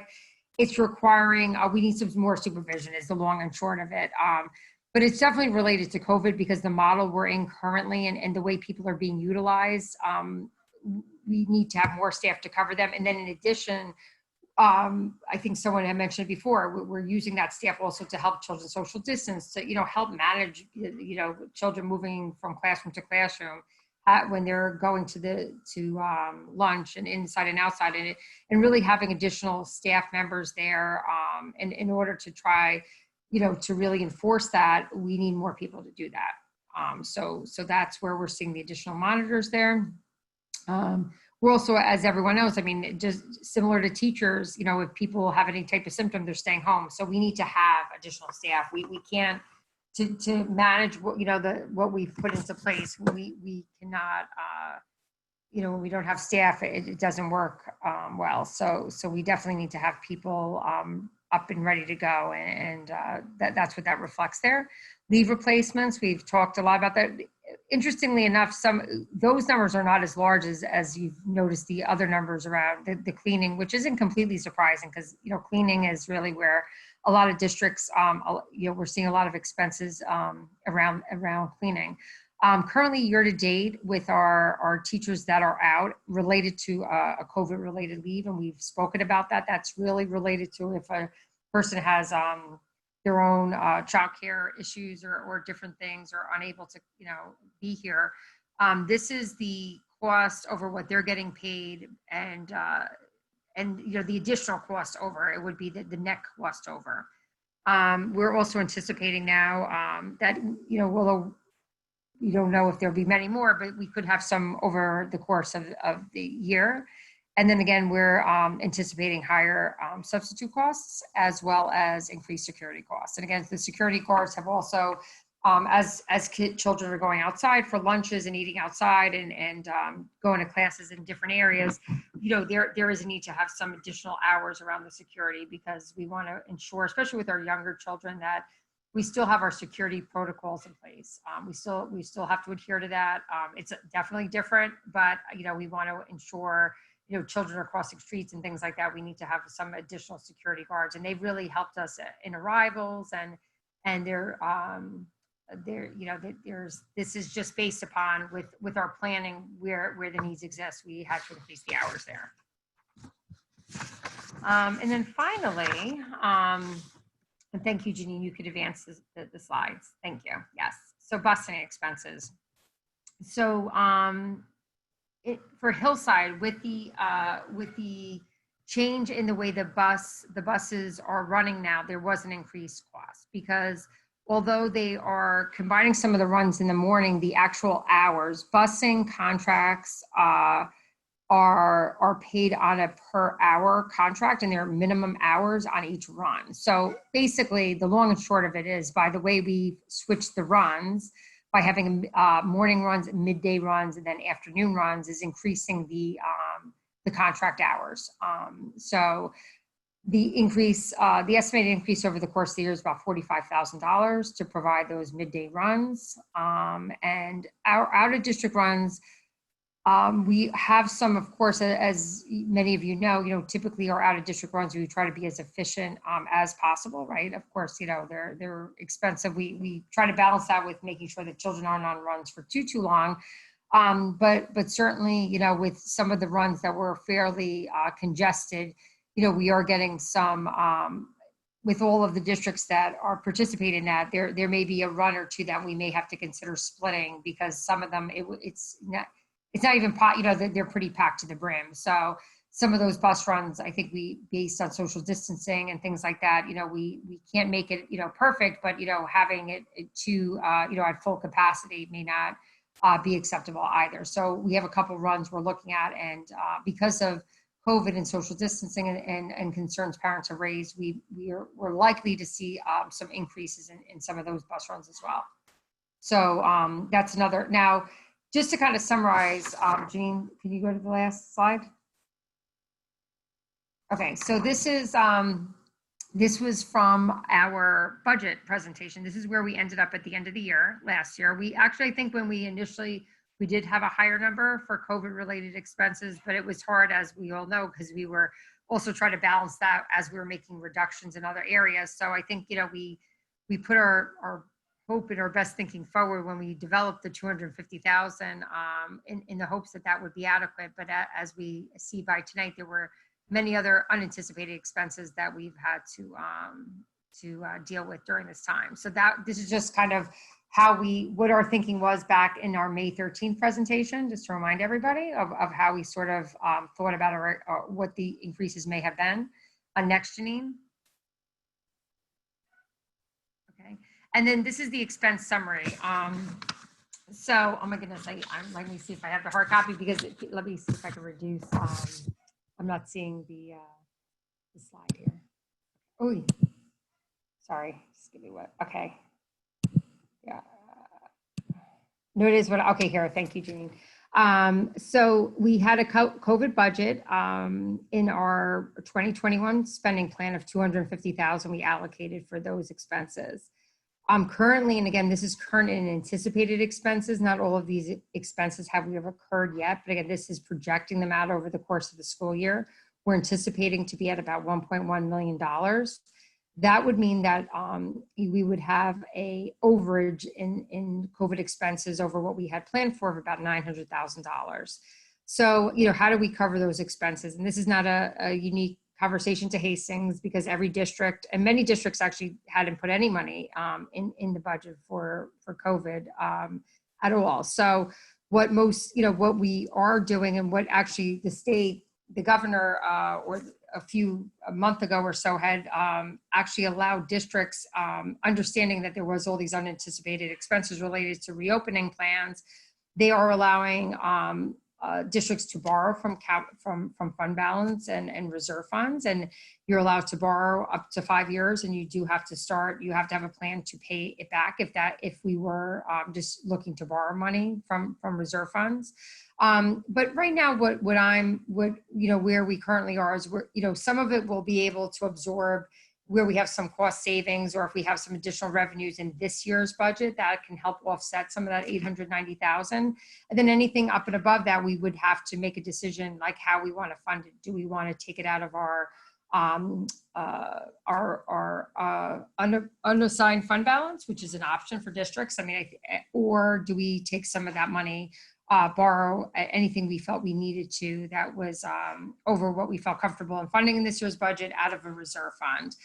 The good news is that we did plan for the 20% reduction in state aid, which I still think we will be seeing reductions in state aid throughout the year. As many of you may have read, that the first payment that school districts received in September, they actually had told us plan for a 20% reduction, and then I guess the NICED, the teachers union at the state, actually brought a suit against the against the division, against the state, and they actually restored our 20% in our first payment. So in terms of dollars, our first payment was $178,000 more than what we expected. So as an example, that's $178,000 positive variance, and that would help offset like part of this. So that's I just wanted to give that as an example of like, well, how then do you cover an overage such as that? It's a combination of, if we see a little bit better state aid numbers than we had planned for. I think we were really conservative. We did the right thing. And I think, in fact, we are definitely going to get less state aid, but if there's any restoration by the federal government, we may have a few more dollars there, and that'll help offset some of these costs. So, fortunately, although, we do have reserve accounts, although that, we don't want to, they're not for this particular purpose, but we do have that ability to do that. And all districts need to do it because we're all in the same boat. We had to spend what we needed to spend to safely, reopen schools and address the costs as they came. So, we're going to go through this year's budget, and I'll be updating you where, if I think within our current spending plan, we'll be able to absorb some of this overage, that we'll make those recommendations to you, and anything up and above of those amounts that we may need to, think about either borrowing from a reserve, we'll make that recommendation later in the year as we have a better understanding of our overall, how we're tracking this year in budget. So that's it on this one. Maureen, just a quick question. In conversing with other district business officials, is this a pretty comparable story? Oh, yeah, yes. Okay. Yeah, everyone, that's why I said it's actually, I mean, I know it's, after seeing those numbers, they're kind of sobering, but believe it or not, most people didn't even have any COVID money in their budget at all. I would say they were like, you had COVID money in your budget? And I was like, yeah, I put, again, it wasn't, enough, but we did have money in our budget. So, yeah, so everyone is dealing with this. And again, that's why I think the governor, that's why I think they came out understanding that districts were like, if you want us to reopen, how are we going to do it? There's expenses related to it. That's why I think they gave us the ability to borrow from reserves. I think that was a way, not that was like so great of them, because in some ways it's our own money, but I guess, legally you can't just borrow from a reserve. You have to, you can allocate, there's ways that boards can release money from reserves, but they allow districts the flexibility in kind of borrowing from themselves, I guess, to fund expenses. So many districts are doing that, but similar to what I said, I think each budget year, of course, you're gonna, as you know, Doug, from being on the board a long time, there will be expenses in any given year that are more than what we had anticipated, but then there may be another area in which we may, be a little bit better than we had, thought. So I'm giving you what the COVID expenses are, and I just wanted to, I don't want everyone to I mean, of course, it's not great, but you know, we'll look at it and see in where other areas of the budget where we may be a little bit more favorable, meaning, you know, we're spending a little less money, and that'll help offset those expenses that are higher. And as I mentioned, the state aid already, at least the first payment, you know, was a positive variance for us, and that'll help us in looking at to cover these overall expenditures. So. At some point in the summer, I had read that the estimated cost for school reopening, the national cost was about $1.3 million. So, you know, this isn't sort of, you know, an outlier in terms of, you know, what districts couldn't have anticipated, you know, as they were developing their 2020, 2021 school budget. The one silver lining in the cloud is that certainly going into the 2021-2022 school year, we don't anticipate, most of these expenses. There could be some, depending on, whatever else may be happening that, won't end, at the end of the school year. But quite a considerable amount, is not something that we should anticipate, as Maureen indicated, that we have to budget for, which is a good thing for, for our community. Yeah, I would say, yeah, that's 100% true, Valerie. I mean, very few of these costs are recurring. I mean, the majority of the building expenses are not recurring costs. They were one-time purchases and, things, one-time construction costs, one-time improvements of facilities. The personnel costs are a little bit more like, if we were to continue needing additional nursing support, things like that could be recurring, but things that we purchase, or even busing, I anticipate that's a one-year cost. Most of the technology are one-year costs. So the majority of these costs will not be recurring. So we just have to cover it for this current school budget. Absolutely. That's definitely where we're at. Even busing could be done by March. We could be, exactly. We don't need to be doing the double. That was very helpful. I like that. Thank you. No problem. Yeah, no, that's a great point, Jeremy, because everything I projected here is to take us through the end of the year. But you're correct that if there is a change in busing, or some of these are anticipated costs, so I wanted to include things that could happen, but some of them may be less than what I'm anticipating. I'm like pushing out needing a lot of extra cleaning. And the one thing I do want to say that we have done is, and I think the cleaning we've done, everything we're doing is in an eye to safety. So it's probably, I don't want to say up and above, it's the right thing to do, but it's absolutely I don't know if all districts are, have put the, I think they would like to, but I think we understand that the cleanliness of the building is important for the ability to keep it open. So we feel that it's a good amount of money, but it's, a piece that's really critical in making sure and people also feel very comfortable when they, see that occurring frequently throughout the day. Thank you, Maureen. I just want to add to that the advocacy by the suit brought forward by the State Teachers Union was really instrumental, and there are other avenues for advocacy that I know board members or even people in the community could take just by contacting our state legislators regarding this funding. So even the federal dollars as well, it could be changing depending on what occurs in November. So certainly we need to know that, that there are people out there fighting for school districts, and there are avenues for community members to reach out to legislators if they're moved to do that, because it has been making an impact.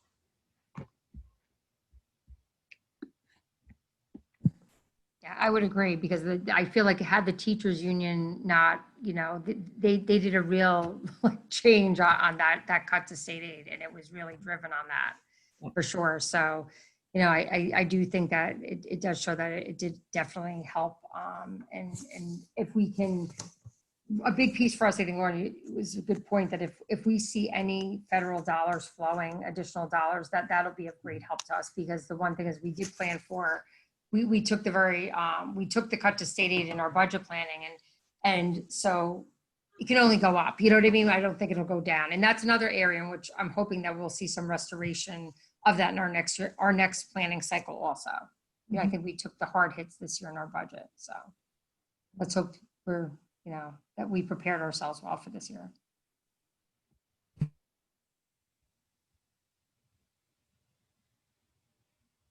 Thank you, Maureen. Thank you, Maureen. We have a second public comment period. If there are members of the community that would like to make a comment to the board, you can place your name in the Q&A at the bottom of the Zoom call, and Janine will call on you. You must state your name, and if you're a resident of Hastings, and your comments will be limited to 3 minutes.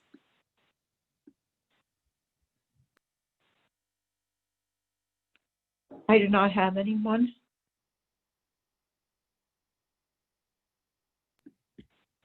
Thank you, Janine. Lauren. Okay. Thank you. You're welcome. Were there any board members who had any comments this evening?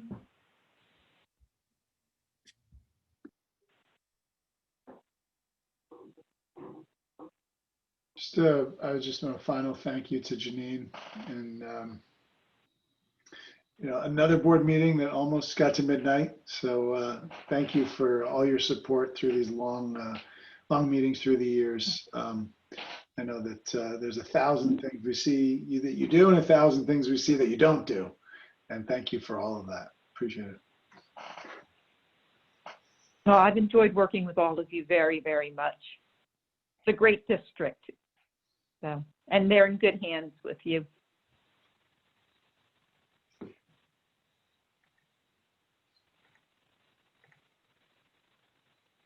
Thank you. I'll jump in then, guys.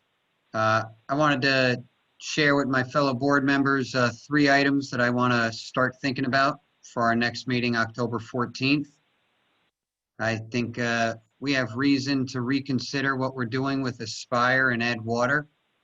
I think these are crucial programs that have been running for over 4 decades. And this year we are depending on them to fill the gap for childcare more than we ever have. And they are running at much lower levels of students. Some days they are just running a program for 2 kids to fill a need that our schools are not providing. And I'd like all of us to start considering if we can quickly lower their rent use daily fee to acknowledge that they are practically running these programs to pick up the missing hours and the chaos that we are dealing with this year. I don't think that would be a big financial hit. I'd also like to, in a second issue, I want the board to start getting more information. I know this was just 24 hours. Acknowledging all the privacy issues that limit us to share information. We're not really part of this process right now. We don't know what changed from 12 hours ago. Why at night did we think we were going to open school at Wednesday? And what did we find out that just came in that made us close midday? I think we need to be more involved on that moving forward. And my last and third thing is a rather big one. I want this board to consider stepping in halfway through October. I think extending hybrid for the whole month of October is a very difficult decision for our Hillside families. I think the health and academic experts at our New York State Education Department have clearly advised us to prioritize all in-person learning models over our hybrid models. In our district, that speaks to Hillside. For various reasons, Hillside is our most likely school where we can reach that goal. I don't want to consider it now, but I don't think a full month of pushing back for all of October is what we need. Our young kids need in-person learning. They need to get off of the computers. I think we can do more than just our kindergarten class. And October 14th, I hope that that is something that we are able to reevaluate, because clearly everything is changing weekly. Thank you all for being here. Working with you is fabulous.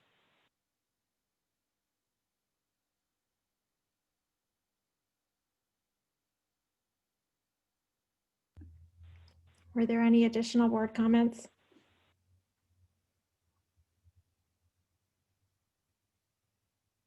I just want to thank you also, Janine. I think I did previously in the meeting, but just as we're signing off, I want to say best wishes to you, and thank you for all your contributions to the district. And we're happy that we can seamlessly move forward with Melissa. So welcome, Melissa, and I'm happy you were able to also be with us this evening.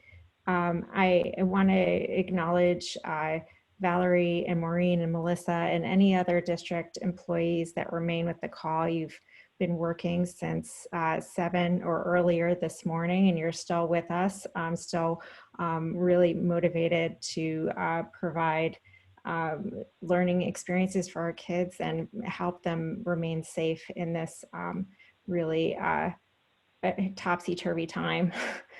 So thank you for being with us and continuing to stay focused on what's best for our kids.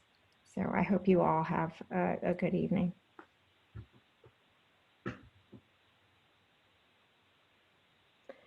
Is there a motion to close the Board of Education meeting? So moved. And a second? Second. All in favor?